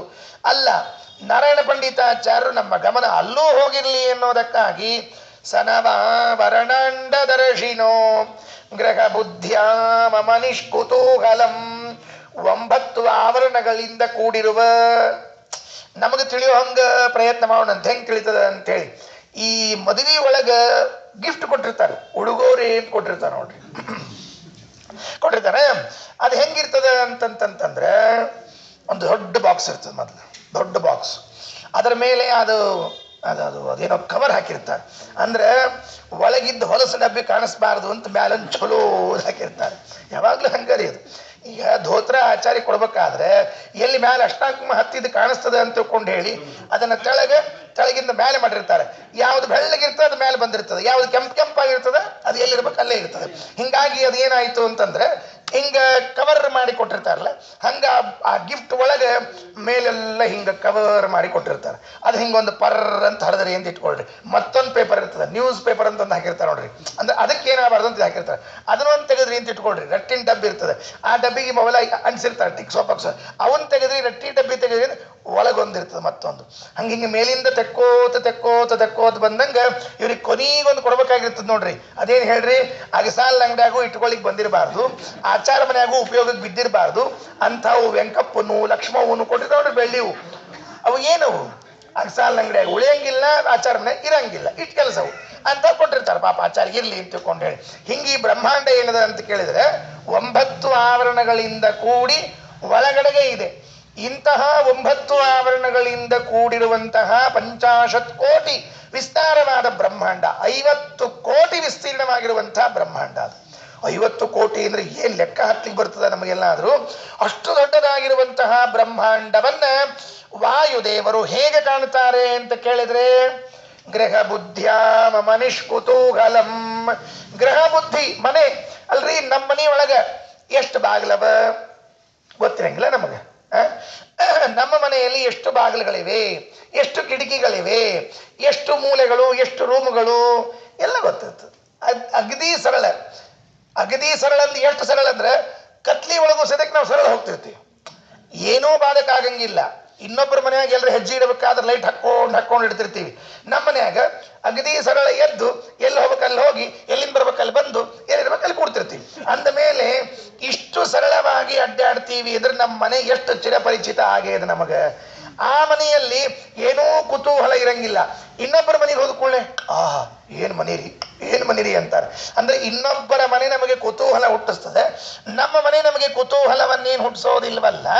ಹಾಗೆ ವಾಯುದೇವರಿಗೆ ಇಡಿಯಾದ ಈ ನವಾವರಣ ಸಹಿತವಾದ ಬ್ರಹ್ಮಾಂಡ ಏನೂ ಕುತೂಹಲ ಹುಟ್ಟಿಸುವುದಿಲ್ಲ. ಏನಂಗಂದ್ರೆ ಅಂದ್ರೆ ವಾಯುದೇವರ ಜ್ಞಾನ ಹೇಗಿದೆ ಅಂತ ಅರ್ಥ ಮಾಡಿಕೊಳ್ಳ್ರಿ. ಈಗ ಪಂಡಿತಾಚಾರ್ಯ ಅಲ್ಲಿ ಹೇಳಬೇಕಾಗಿದ್ದು ನಮಗೆ ವಾಯುದೇವರ ಜ್ಞಾನ ಎಷ್ಟಿದೆ ಅಂತ ಕೇಳಿದ್ರೆ, ನವಾವರಣ ಸಹಿತವಾದ ಬ್ರಹ್ಮಾಂಡ ಅವರಿಗೆ ಏನೂ ಕುತೂಹಲ ಮಾಡುವುದಿಲ್ಲ ಅಂತಂದ್ರೆ, ಬ್ರಹ್ಮಾಂಡದಲ್ಲಿ ಇದ್ದ ಹೊರಗಿರುವಂತ 9 ಆವರಣಗಳು, ಒಳಗಿರುವಂತಹ ಲೋಕಗಳು, ಅಲ್ಲಿರುವ ಕಣಗಳು ಕೂಡ ವಾಯುದೇವರಿಗೆ ಜ್ಞಾತ. ವಾಯುದೇವರಿಗೆ ಇಂಥದ್ದೊಂದು ತಿಳಿದಿಲ್ಲ ಅಂತನ್ನುವಂತಹ ಪ್ರಸಂಗವೇ ಇಲ್ಲ. ಶ್ರೀಮತ್ ಟೀಕಾಕೃತ್ಪಾದರು ಪ್ರಮಾಣ ಪದ್ಧತಿಯಲ್ಲಿ ಹೇಳುವಾಗ ಒಂದು ಮಾತನ್ನು ಹೇಳ್ತಾರೆ. ಸಾಮಾನ್ಯವಾಗಿ ನಮ್ಮಲ್ಲಿ ಈ ಗ್ರಂಥಗಳು ಪ್ರಮಾಣ ಲಕ್ಷಣ, ಪ್ರಮಾಣ ಪದ್ಧತಿ ಗ್ರಂಥಗಳೆಲ್ಲ ವೇದವ್ಯಾಸದೇವ್ರ ಪೂಜಾಕ್ಕೆ ಮಾತ್ರ ಉಪಯೋಗ ಬೀಳುವಂಥ ಗ್ರಂಥಗಳು. ಯಾಕಂದ್ರೆ ಅವೆಲ್ಲ ಅಷ್ಟು ಶ್ರಮ ತಗೊಂಡು ಯಾಕೆ ಓದಿ ಒದ್ದಾಡಬೇಕು ಅಂತ ಎಲ್ಲ ವಿಚಾರ ಇರ್ತದೆ. ನಾನು ಯಾರಿಗೂ ಅಂತಿಲ್ಲ, ನನ್ನ ಅನಿಸಿಕೆ ಹೇಳ್ತಾ ಇದ್ದೀನಿ. ಆ ಪ್ರಮಾಣ ಪದ್ಧತಿಯಲ್ಲಿ ಪ್ರಮಾಣ ಲಕ್ಷಣಕ್ಕನುಸಾರವಾಗಿ ಜ್ಞಾನಗಳು 4 ತರಹ ಅವ ಅಂತ. ಜ್ಞಾನಗಳು 4 ತರಹ ಇವೆ ಅಂತ. ಈಶಜ್ಞಾನ, ಭಗವಂತನ ಜ್ಞಾನ, ಆಮೇಲೆ ಲಕ್ಷ್ಮೀ ಜ್ಞಾನ, ಯೋಗಿ ಜ್ಞಾನ, ಅಯೋಗಿ ಜ್ಞಾನ ಅಂತ 4 ಜ್ಞಾನಗಳು. ಅದರಲ್ಲಿ ಯೋಗಿ ಜ್ಞಾನ ಅಂತನ್ನುವಾಗ ಬಹಳ ಚೆನ್ನಾಗಿ ಹೇಳಿದ್ದಾರೆ. ಆ ಯೋಗಿ ಜ್ಞಾನದ ವಿಷಯವನ್ನು ಹೇಳುವ ಸಂದರ್ಭದಲ್ಲಿ ಯಾರು ಯೋಗಿಗಳು ಅವರ ಜ್ಞಾನ ಹೇಗಿರ್ತದೆ ಅಂತ ಕೇಳುವಾಗ ರುಜಿಯೋಗಿ ಜ್ಞಾನಂ ಮೊದಲು ತೆಗೆದುಕೊಂಡು ಬರ್ತಾರೆ. ಋಷಿಯೋಗಿಗಳ ಜ್ಞಾನ. ರುಜವೋ ನಾಮ ಬ್ರಹ್ಮತ್ವ ಯೋಗ್ಯಾ ಜೀವಾ. ರುಜುಗಳು ಅಂದ್ರೆ ಯಾರು ಅಂತ ಕೇಳಿದ್ರೆ, ಬ್ರಹ್ಮ ಪದವಿಗೆ ಬರಲಿಕ್ಕೆ ಯೋಗ್ಯರಾದ ಜೀವರೇನಿದ್ದಾರಲ್ಲ ಅವರು ರುಜುಗಳು ಅಂತ ಕರೆಸಿಕೊಳ್ತಾರಂತ. ಏನ್ ಹಂಗಂದ್ರ ರುಜುಗಳು ನಾವು ಕೇಳಿವಾಚಾರ, ನಿಮ್ಮ ಬಾಯಿಂದ ಹೊರಗಡೆ ಕೇಳಿವಿ, ನೀವೇನು ಹೇಳಿದ್ರೆ ರುಜುಗಳು ಅಂತ. ನಿಮ್ಗಿಂತ ಚಂದ ನಾವು ಹೇಳ್ತೀವಿ ಅಂದ್ರೆ ರುಜವೋ ನಾಮ ಕಿಂ. ರುಜುಗಳು ಅಂದ್ರೆ ಏನು ಹೇಳಿ ನೋಡಂತೆ. ಶ್ರೀಮತ್ ಟೀಕಾಕೃತ್ಪಾದರು ಶ್ರೀಮನ್ ನ್ಯಾಯಸುಧೆಯಲ್ಲಿ ಹೇಳುವಾಗ ರುಜವಃ ನಿರ್ದೋಷ ಇತ್ಯನರ್ಥಾಂತರಂ ಅಂತ ಹೇಳ್ತಾರೆ. ರುಜುಗಳು ಅಂದ್ರೆ ದೋಷ ದೂರರು ಅಂತ ಅರ್ಥ, ನೆನಪಿಟ್ಟುಕೊಳ್ರಿ. ರುಜುಯೋಗಿಗಳು ಅಂತ ಹೇಳುವಾಗ ರುಜು ಅಂತ ಹೆಸರದ. ನಮಗೆ ರುಜು ಅಂದ್ರೆ ಸರಳ, ನೇರ, ಹಿಂಗ ಅರ್ಥ ಬರ್ತಿರ್ತದೆ. ಅಲ್ಲ, ಟೀಕಾಕೃತ್ಪಾದರು ಅಂತಾರೆ ರುಜು ಅಂತನ್ನೋ ಶಬ್ದಕ್ಕೆ ದೋಷರಹಿತರು ಅಂತ ಅರ್ಥ. ಆಯ್ತಾ? ರುಜಿಯೋಗಿ ಜ್ಞಾನ. ಈ ರುಜಿಯೋಗಿ ಜ್ಞಾನ ಹೆಂಗದ ಅಂತ ಕೇಳಿದ್ರೆ, ಈಶ್ವರಾದನ್ಯತ್ರ ಆಲೋಚನೆ ಸರ್ವ ವಿಷಯಕಂ ತಜ್ಞಾನಂ ಈಶ್ವರೇತು ಅಸಾರ್ವತ್ರಿಕಮೇವ. ಈಶ್ವರಾದನ್ಯತ್ರ, ಭಗವಂತನನ್ನ ಬಿಟ್ಟು ಬೇರೆ ಪದಾರ್ಥಗಳಲ್ಲಿ ಸುಮ್ಮನೆ ಹೀಗೆ ನೋಡಿದ್ರೆ ಸಾಕಂತೆ ಎಲ್ಲ ಜ್ಞಾನ ಆಗ್ಬಿಡ್ತದೆ. ಆಲೋಚನೆ ಸರ್ವ ವಿಷಯಕಂ ಜ್ಞಾನಂ ಯಾರಿಗೆ? ರುಜಿಯೋಗಿಗಳಿಗೆ. ಈಶ್ವರಾದನ್ಯತ್ರ ಆಲೋಚನೆ ಸರ್ವ ವಿಷಯಕಂ ಜ್ಞಾನಂ ರುಜಿಯೋಗಿ ಜ್ಞಾನಂ ಅಂದ್ರೆ ಹಿಂಗೆ ಅನ್ಕೊಳ್ಳಂತೆ. ವಾಯುದೇವರಿದ್ದಾರೆ, ಬ್ರಹ್ಮಾಂಡ ಇಷ್ಟು ಅನ್ಕೊಂಡ್ರೆ ಬ್ರಹ್ಮಾಂಡದ ವಿಷಯವೆಲ್ಲ ತಲೆಯಲ್ಲಿ ಇರ್ತದೆ. ಬ್ರಹ್ಮಾಂಡ ಅಂತ ಹೇಳಿ ಮನಸ್ಸಿಗೆ ತಂದುಕೊಂಡ್ರೆ ಸಂಪೂರ್ಣವಾದ ಬ್ರಹ್ಮಾಂಡ ಮನಸ್ಸಿನಲ್ಲಿ ಬಂದು ಕೂತಿರ್ತದೆ. ಏನೂ ಇಲ್ಲ, ಬ್ರಹ್ಮಾಂಡ ಮನಸ್ಸಿನಾಗ ಬಂದು ಕೂತಿರ್ತದೆ ಅಂತಂದ್ರೆ ಬ್ರಹ್ಮಾಂಡದ ಪಿಕ್ಚರ್ ಬಂದು ಕೂತಿರಂಗಿಲ್ಲ. ಮತ್ತೆ ನಮಗೂ ಹಂಗೆ ಬರ್ತದೆ ಬ್ರಹ್ಮಾಂಡ ಅಂತಂದ್ರೆ ಟಿವಿ ಒಳಗೆ ನ್ಯೂಸ್ ಬರೋ ಕಾಲಕ್ಕೆ ತೋರಿಸ್ತಿರ್ತಾರಲ್ಲ, ಹಿಂಗೆ ಗೋಲ್ ತಿರ್ಸೋ ಬ್ರಹ್ಮಾಂಡ, ನಮಗೂ ಬರ್ತದೆ. ಅಂಥ ಬ್ರಹ್ಮಾಂಡ ಅಲ್ಲ. ಬ್ರಹ್ಮಾಂಡ ಅಂತಂದ್ರೆ ಲೋಕಗಳು, ಆ ಲೋಕಗಳಲ್ಲಿರುವಂತಹ ಪ್ರಜೆಗಳು, ಆ ಪ್ರಜೆಗಳಲ್ಲಿ ಇರುವಂತಹ ಜೀವ ತ್ರೈವಿಧ್ಯ, ಅವರು ಮಾಡಿರುವಂತಹ ಕರ್ಮಗಳು, ಅವರ ಕಾಲ, ಅವರ ಆಯಸ್ಸು, ಅವರ ಊಟ, ಅವರ ನಿದ್ದೆ, ಅವರ ಸುಖ, ಅವರ ದುಃಖ ಎಲ್ಲವೂ ಕೂಡ ವಾಯುದೇವರಿಗೆ ಕ್ಷಣ ಮಾತ್ರದಲ್ಲಿ ಆಲೋಚನೆ ಮಾಡಿದ ಕೂಡಲೇ ತಿಳಿದ್ಬಿಡ್ತು. ಟೀಕಾಕೃತ್ಪಾದರು ಹೇಳಿರುವಂತಹ ಮಾತು ಪ್ರಮಾಣ ಪದ್ಧತಿಯಲ್ಲಿ. ಈಶ್ವರಾದನ್ಯತ್ರ, ಭಗವಂತನನ್ನ ಹೊರತುಪಡಿಸಿ ಎಲ್ಲೇ ಇದ್ರೂ ಕೂಡ ಸರ್ವವಿಷಯಕಂ ಜ್ಞಾನಂ ತಜ್ಞಾನಂ. ಈಶ್ವರೇತು ಅಸಾರ್ವತ್ರಿಕಮೇವ, ಭಗವಂತನ ವಿಷಯದಲ್ಲಿ ಎಷ್ಟು ಆಲೋಚನೆ ಮಾಡಿದರೂ ಕೂಡ ಪೂರ್ಣವಾದ ಜ್ಞಾನ ವಾಯುದೇವರಿಗೆ ಬರೋದಿಲ್ಲ ಬರೋದಿಲ್ಲ ಬರೋದಿಲ್ಲ. ಮರಿಬೇಡಿ, ಲಕ್ಷ್ಮೀದೇವಿಗೂ ಬರೋದಿಲ್ಲ ಅಂತಂದ ಮೇಲೆ ವಾಯುದೇವರಿಗೆ ಬರ್ತದೆ ಅಂತನ್ನೋ ಸಂದರ್ಭ ಇಲ್ಲವೇ ಇಲ್ಲ. ಟೀಕಾಕೃತ್ಪಾದರು ಏನು ಬಿಡ ಇಟ್ಕೊಳ್ಳೋದಿಲ್ಲ. ಅಲ್ಲ ಮತ್ತೆ ಮಧ್ವಾಚಾರ್ಯಾಗಿ ಬಂದಾರ, ನಿಮಗೆ ಇಷ್ಟೆಲ್ಲ ಪುಸ್ತಕ ಕೊಟ್ಟಾರ, ಬೇಕಾದ ಕೊಡ್ಲಿ, ಅವರು ಬೇಕಾದ ಕೊಡ್ಲಿ, ಅವ್ರದ್ದು ಎಷ್ಟದ ಅವರಷ್ಟೇ. ಕೊಟ್ಟಾರ ಅಂತ ತಿಳ್ಕೊಂಡು ಹೇಳಿ ಜಾಸ್ತಿ, ಕೊಟ್ಟಿಲ್ಲ ಅಂತ ತಿಳ್ಕೊಂಡು ಹೇಳಿ ಕಡಿಮೆ. ಇದು ನಮ್ಮ ಪದ್ಧತಿ. ಇದು ಯಾರ ಯಜಮಾನ ದಕ್ಷಿಣ ಪಕ್ಷಿ ಚಲೋ ಕೊಟ್ಟ ಅಂತಂದ್ರೆ ಅವನ್ನ ಎಷ್ಟು ಚಂದ ಮಾತಾಡಿಸ್ತೀವಿ ನಾವೆಲ್ಲ. ಬರ್ರಿ ಕೂಡ್ರಿ, ಚೇರ್ ತಗೊಳ್ರಿ, ಮಾತಾಡಿಸ್ತೀವಿ. ಏನ್ ಕೊಟ್ಟಿಲ್ಲ ಅಂದ್ರೆ ಅಂಗಳದಾಗ ನಿಂತು ಅಲ್ಲೇ ಮಾತಾಡಿಸಿ ಅವನು ಹೊರಗೆ ಹಾಕಿ ಗೇಟ್ ಹಾಕೊಂಡ್ಬರ್ತೀವಿ. ಹಿಂಗೊಂದು ಸಂಪ್ರದಾಯ ಇಟ್ಕೊಂಡಿರ್ತೀವಿ. ಅದಕ್ಕೆ ಹಂಗೇನಿಲ್ಲ, ಅವ್ರು ಹಂಗೆ ಯಾವ ಸಂಪ್ರದಾಯ ಇಟ್ಕೊಂಡಿಲ್ಲ, ಬಿಡೇನೂ ಇಟ್ಕೊಂಡಿಲ್ಲ. ಟೀಕಾರಾಯರು ಶ್ರೀಮದಾಚಾರ್ಯ ಇಬ್ರು ಯಾರ ಬಗ್ಗೆ ಎಷ್ಟು ಹೇಳಬೇಕು ಅಷ್ಟೇ ಹೇಳ್ತಾರೆ. ಈಶ್ವರೇತು ಅಸಾರ್ವತ್ರಿಕಮೇವ, ಬ್ರಹ್ಮದೇವರಿಗಾಗ್ಲಿ ವಾಯುದೇವರಿಗಾಗ್ಲಿ ರುಜುಗಣಸ್ಥರು ಯಾರೇ ಇದ್ರೂ ಕೂಡ ಅವರಿಗೆ ದೇವರ ವಿಷಯದಲ್ಲಿ ಅಸಾರ್ವತ್ರಿಕ ಸಂಪೂರ್ಣವಾದ ಜ್ಞಾನ ಇರೋದಿಲ್ಲ. ಎರಡು ಜ್ಞಾನ ಅದಂತ ಮತ್ತೆ. ತದ್ವಿವಿಧಂ ಸ್ವರೂಪಂ ಮನೋವೃತ್ತಿ ರೂಪಂ ಚೇತಿ. ಸ್ವರೂಪ ಜ್ಞಾನ ಅಂತ ಒಂದು, ಬಾಹ್ಯ ಜ್ಞಾನ ನಮ್ಮ ಮನಸ್ಸಿನಿಂದ ಹುಡ್ತದಲ್ಲ ಅದು ವೃತ್ತಿ ಜ್ಞಾನ. ಹೀಗೆ ಹೊರಗಿನಿಂದ ಬರುವ ಜ್ಞಾನ ಒಂದು, ಒಳಗಿನಿಂದ ಒಳಗೆ ಇರುವ ಜ್ಞಾನ ಮತ್ತೊಂದು. ಅದಕ್ಕೆ ಸ್ವರೂಪ ತತ್ರ ಸ್ವರೂಪಂ ಅನಾದಿ ನಿತ್ಯಂ. ವಾಯುದೇವರ ಸ್ವರೂಪ ಜ್ಞಾನ ಇದು ಅನಾದಿ ನಿತ್ಯ. ನಮ್ದು ಹೌದು ಮತ್ತೆ ಇಲ್ಲ ಅಂತಂದಿಲ್ಲ. ವಾಯುದೇವರ ಪ್ರಸಂಗದ ವಾಯುದೇವರು ಹೇಳ್ತಿರ್ತೀವಿ ಅನಾದಿ ನಿತ್ಯ. ಆದರೆ ಯೋಗ ಪ್ರಭಾವಾದ ಆ ಮುಕ್ತೇ ವ್ಯಕ್ತ ದಿಶಯೋಪೇತಂ. ಅದೇನಾಗ್ತದೆ ಜ್ಞಾನ ಅಂತ ಕೇಳಿದ್ರೆ, ಯೋಗ ಪ್ರಭಾವದಿಂದ, ಯೋಗ ಪ್ರಭಾವ ಅಂದ್ರೆ ತಪಸ್ಸು, ತಪಸ್ಸಿನಿಂದ ಮೋಕ್ಷ ಹೊಂದುವವರೆಗೂ ಕೂಡ ಅಭಿವ್ಯಕ್ತ ಆಗ್ತಾ ಆಗ್ತಾ ಆಗ್ತಾ ಹೋಗ್ತದಂತೆ. ನೋಡ್ರಿ ಎಷ್ಟು ಚಂದದ ಇದು ಅಭಿವ್ಯಕ್ತಿ ಅಂತ ಅನ್ನೋದಂದ್ರೆ ಏನು, ಇದೊಂದು ಸ್ವಲ್ಪ ತಿಳ್ಕೊಬೇಕಲ್ಲ. ಮತ್ತೆ ಏನು ಅಭಿವ್ಯಕ್ತಿ ಅಂದ್ರೆ, ಬಾಲಕನಿದ್ದಾನೆ, ಬಾಲಕಿ ಇದ್ದಾಳೆ, ಇವನಲ್ಲಿ ತಂದೆಯಾಗುವಂತಹ ಯೋಗ್ಯತೆ ಅದ, ಇವಳಲ್ಲಿ ತಾಯಿಯಾಗುವಂತಹ ಯೋಗ್ಯತೆ ಅದ. ಬಾಲ್ಯದಲ್ಲಿ ಇಲ್ಲ, ಆದರೆ ಅದು ವಯಸ್ಸು ಬಂದಂತೆ ಬಂದಂತೆ ಅದು ಅಭಿವ್ಯಕ್ತ ಆಗ್ತಾ ಆಗ್ತಾ ಹೋಗ್ತದೆ. ಇವನು ತಂದೆಯಾಗುವ ಯೋಗ್ಯತೆ ತಾರುಣ್ಯಕ್ಕೆ ಬಂದಾಗ ಬಂದಿರ್ತದೆ, ಅವಳು ತಾರುಣ್ಯಕ್ಕೆ ಬಂದಾಗ ತಾಯಿಯಾಗುವ ಯೋಗ್ಯತೆ ಬಂದಿರ್ತದೆ. ವಾಸ್ತವಿಕವಾಗಿ ಅದು ಒಳಗೆ ಇದ್ದದ್ದು, ಹೊರಗಿಂದ ಬಂದದ್ದಲ್ಲ. ಹೊರಗಿಂದ ಬಂದದ್ದಾದ್ರೆ ಪ್ರಶ್ನೆ ಇಲ್ಲ, ಯಾವತ್ತೋ ಬರಬಹುದು, ಇವತ್ತೇ ಯಾಕೆ ಬರಬೇಕು ಅಂದಮೇಲೆ ಒಳಗಿದ್ದದ್ದು ಬರ್ತಾ ಇದೆ. ಒಳಗಿದ್ದದ್ದು ಬರ್ತಾ ಇದೆ ಅಂತಂದ ಮೇಲೆ ಅದಕ್ಕೆ ಬರಲಿಕ್ಕೆ ಅವಕಾಶ ಬೇಕು. ಹೆಂಗ ಅವಕಾಶ ಬೇಕು ಅಂದ್ರೆ, ಹೊರಗಿನ ವಾತಾವರಣ, ಆಹಾರ ಸೇವನ ಕಾಲ, ಆಹಾರ ಸೇವನ ವಾತಾವರಣ ಕಾಲದಿಂದಾಗಿ ಒಳಗಿರುವಂತಹ ಈ ಪುಂಸ್ತ್ವ, ಒಳಗಿರುವಂತಹ ಸ್ತ್ರೀತ್ವ ಹೇಗೆ ಅಭಿವ್ಯಕ್ತವಾಗ್ತದೋ ಹಾಗೆ ವಾಯುದೇವರಿಗೆ ತಪಸ್ಸು ಮಾಡಿದಂತೆ ಮಾಡಿದಂತೆ ಮಾಡಿದಂತೆ ಒಳಗಿದ್ದ ಸ್ವರೂಪ ಜ್ಞಾನ ಅಭಿವ್ಯಕ್ತ ಆಗ್ತಾ ಆಗ್ತಾ ಹೋಗ್ತದಂತೆ. ಎಲ್ಲಿಯವರೆಗೆ ಅಭಿವ್ಯಕ್ತವಾಗ್ತದೆ ಅಂತ ಕೇಳಿದ್ರೆ, ಆ ಮುಕ್ತೇ ಹೇ, ಮೋಕ್ಷದವರೆಗೂ ಕೂಡ. ನಾಳೆ ಮೋಕ್ಷಕ್ಕೆ ಹೋಗ್ಬೇಕು, ಹಿಂದಿನ ದಿವಸದ ತನಕ ಇನ್ನೂ ಅವಕಾಶ ಅಭಿವ್ಯಕ್ತ ಆಗ್ಲಿಕ್ಕೆ. ಎಷ್ಟು ಜ್ಞಾನ ಸಂಪಾದನೆ ಮಾಡಿರ್ಲಿಕ್ಕಿಲ್ಲ, ಎಷ್ಟು ಜ್ಞಾನ ಆಗಿರ್ಲಿಕ್ಕಿಲ್ಲ. ಅನಾದಿ ಕಾಲದಿಂದ ಮೋಕ್ಷ ಹೊಂದುವವರೆಗೂ ಕೂಡ ಜ್ಞಾನ ಸಂಪಾದನೆ ಮಾಡಿ ಮಾಡಿ ಮಾಡಿ ಮಾಡಿ ನಮ್ಮ ಮತ್ತೆ ಯಥಾ ಪ್ರಕಾರ ಒಂದು ರಾಮಾಯಣ, ಒಂದು ಮಹಾಭಾರತ, ಒಂದು ರಾಮಾಯಣ, ಒಂದು ಮಹಾಭಾರತ, ಭಾಗವತ, ಇಷ್ಟಕ್ಕೆ ಮುಗಿತು ನಮ್ದು ಅಭಿವ್ಯಕ್ತಿ, ಮುಗಿದೋತು. ಇಲ್ಲಿಗೆ ದೇವರ ವಿಷಯದಲ್ಲಿ ಎಷ್ಟು ಅಭಿವ್ಯಕ್ತಿ ಆಗ್ಲಿಕ್ಕಿಲ್ಲ. ಇದು ವಾಯುದೇವರ ಜ್ಞಾನ. ನಿತ್ಯ ತಪಸ್ಸು ಮಾಡಿ ಜ್ಞಾನಾಭಿವ್ಯಕ್ತಿ, ನಿತ್ಯ ಜ್ಞಾನಾಭಿವ್ಯಕ್ತಿ ಮಾಡ್ತಾ ಹೋಗೋದು. ಇದು ಬಹಳ ವಿಚಾರವನ್ನ ಟೀಕಾಕೃತ್ಪಾದರು ಹೇಳ್ತಾರೆ. ಇದಾದ ಮೇಲೆ ವೃತ್ತಿಜ್ಞಾನಂತೂ ಪ್ರವಾಹತೋ ಅನಾದಿ. ಹೊರಗಿನಿಂದ ಬರುವಂತಹ ಜ್ಞಾನ ಇದು ಪ್ರವಾಹತಃ ಅನಾದಿ. ಹೆಂಗ ನದಿ ಬರ್ಕೋತಿರ್ತದೆ, ಹಂಗೆ ಹೊರಗಿನಿಂದ ಜ್ಞಾನ ಬರ್ಕೋತಿರ್ತದೆ. ಪ್ರತ್ಯಕ್ಷ ಅನುಮಾನ ಆಗಮಗಳಿಂದ ಹುಟ್ಟುತ್ತಾ ಇರತಕ್ಕಂಥದ್ದಾಗಿದೆ. ಇದನ್ನು ನೀವು ತಿಳಿದುಕೊಳ್ಳ್ರಿ. ದ್ವಯಮಪಿ ನಿಯಮೇನ ಯಥಾರ್ಥಂ. ಎರಡೂ ಕೂಡ ವೃತ್ತಿಜ್ಞಾನವಾಗಲಿ ಮತ್ತೆ ಸ್ವರೂಪ ಜ್ಞಾನವಾಗಲಿ ಎರಡೂ ನಿಯಮೇನ ಯಥಾರ್ಥ. ನಮ್ದು ಹಂಗಿರಂಗಿಲ್ಲ. ಹೊರಗಿನ ಜ್ಞಾನ ಅಯಥಾರ್ಥವಾಗಬಹುದು, ಒಳಗಿನ ಜ್ಞಾನ ಯಥಾರ್ಥ ಇರಬಹುದು. ವಾಯುದೇವರಿಗೆ ಹೊರಗಿನಿಂದ ಜ್ಞಾನ ಬಂದು ವೃತ್ತಿ ಜ್ಞಾನವೂ ನಿಯಮೇನ ಯಥಾರ್ಥ, ಸ್ವರೂಪ ಜ್ಞಾನವೂ ನಿಯಮೇನ ಯಥಾರ್ಥ. ಅಲ್ಲಿ ಅಯಥಾರ್ಥ ಆಗೋ ಪ್ರಶ್ನೆ ಇಲ್ಲ. ಅಂದ್ರೆ ಎಂದೆಂದೂ ವಾಯುದೇವರು ಜನ್ಮಾಪಿ ತಪ್ಪು ತಿಳ್ಕೊಂಡಿಲ್ಲ. ವಿಚಾರ ಮಾಡಿ ನೋಡ್ರಿ, ಏನು ಆಶ್ಚರ್ಯ, ಏನು ಆಶ್ಚರ್ಯ. ನಮ್ಮ ವಾಯುದೇವರು ಒಂದು ದಿವಸ ತಪ್ಪು ತಿಳ್ಕೊಂಡಿಲ್ಲ, ಒಂದು ದಿವಸವೂ ಕೂಡ ಆಚಾರ್ಯರು ತಪ್ಪಾಗಿ ನುಡಿದಿಲ್ಲ ಅಂತನ್ನೋದಾದ್ರೆ ಎಂಥ ಆಚಾರ್ಯರು. ಆಚಾರ್ಯ ಶ್ರೀಮದಾಚಾರ್ಯ ಅಂತ ನಾವು ಹೇಳ್ಕೊಳ್ಬೇಕು. ನಮ್ಮ ಬಾಯಿ ತೆಗೆದ್ರೆ ಒಂದು 100 ತಪ್ಪು ಮುಚ್ಚಿಬಿಡಪ್ಪ ಅಂತ.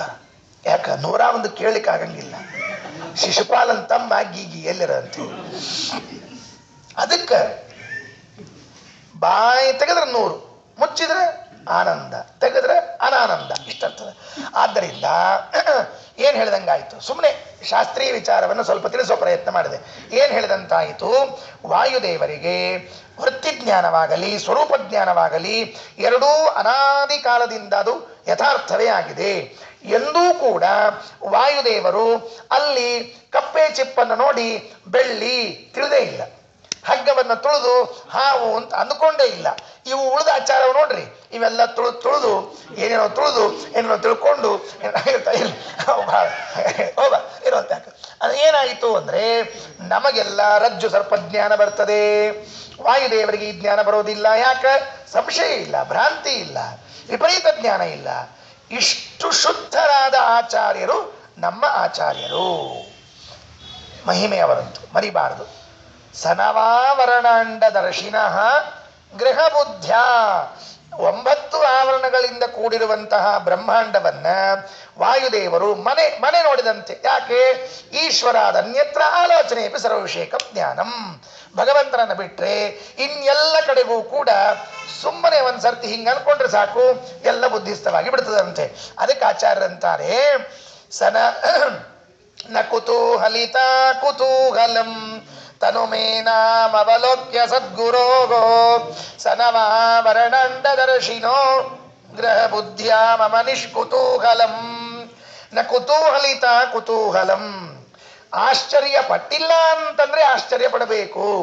ಆಶ್ಚರ್ಯ ಪಟ್ಟಿದ್ದೇನೆ ಅಂದ್ರೆ ಯಾಕೆ ಆಶ್ಚರ್ಯ ಪಡಬೇಕಪ್ಪ? ಎಷ್ಟು ಆಶ್ಚರ್ಯ ನೋಡ್ರಿ ಇದೆಲ್ಲ ಹೇಳೋದು. ಹಿಂಗೂ ಶ್ಲೋಕ ರಚನೆ ಮಾಡ್ಲಿಕ್ಕೆ ಬರ್ತದೆ ಅಂತ ಗೊತ್ತೇ ಇಲ್ಲ ನಮಗೆ. ಸನವಾವರಣಾಂಡ ದರ್ಶಿನೋ ಗೃಹ ಬುದ್ಧ್ಯ ಮಮ ನಿಷ್ಕುತೂಹಲಂ. ಇನ್ನು ಮುಂದೆ 48ನೇ ಶ್ಲೋಕ. ಇಷ್ಟು ಸಾಕು ಇವತ್ತಿದ್ರೆ, ಮುಂದೆ ಹೋಗೋಣಂತೆ. ಬಹಳ ಶಾಸ್ತ್ರಾರ್ಥ ಹೇಳ್ಬಿಟ್ರಿ ಅಂತ ಇಟ್ಕೊಳ್ರಿ, ಅದೂ ಒಂದು ಗಂಭೀರನ. ಹೋಗ್ರಿ, ಮೊದಲು ಬಂದ ಎಷ್ಟು ಆಚಾರ ನಗಿಸ್ತಿದ್ರು, ಎಷ್ಟೆಲ್ಲ ಜೋಕ್ ಹೇಳ್ತಿದ್ರು, ಎಷ್ಟೆಲ್ಲ. ಈಗೇನಿಲ್ಲ ಇಲ್ರಪ್ಪ, ಬರೀ ಏನೋ ಪ್ರಮಾಣ ಪ್ರಮೇಯ ಯಾರು ಹೋಗ್ತಾರ್ರಿ? ಅವಾಗೇನೋ ನಕ್ಕೋತ್ ಹಾಕ್ಬಿಡ್ತಿದ್ರಪ್ಪ, ಈಗೇನು ನಕ್ಕೋತ ಇಲ್ಲೇ ಇಲ್ಲ, ಈಗ ಮಕ್ಕೋತಾಗ್ಬಿಟ್ಟದ ಈಗೆಲ್ಲ. ಅದಕ್ಕೆ ಹಿಂಗಾಗ್ಬಿಡ್ಬಾರ್ದು ಅಂತ ಹೇಳಿ.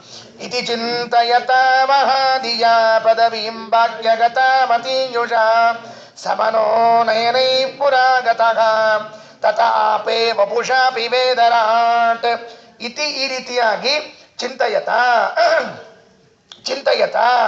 ಮಹಾಧಿಯ ಅದ್ಭುತವಾದ ಬುದ್ಧಿಯುಳ್ಳಂತಹ ಆಚಾರ್ಯರು ಮನಸ್ಸಿನಲ್ಲಿ ಹೀಗೆ ಚಿಂತನೆ ಮಾಡ್ತಾ ಇದ್ದಾಗ ಮೊದಲು ಮನಸ್ಸಿನಿಂದಲೂ ಕಣ್ಣಿನಿಂದಲೂ ಕೂಡ ದೂರದಲ್ಲಿ ವೇದವ್ಯಾಸ ದೇವರನ್ನು ನೋಡಿದ್ರಂತೆ. ದೂರದಲ್ಲಿ ಮನಸ್ಸಿನಿಂದ ಮತ್ತು ಕಣ್ಣಿನಿಂದ ದೂರದಲ್ಲಿ ವೇದವ್ಯಾಸ ದೇವರನ್ನು ಕಂಡಿದ್ರು. ಈಗ ದೇಹದಿಂದಲೂ ಕೂಡ ಹತ್ರ ಬಂದ್ರು.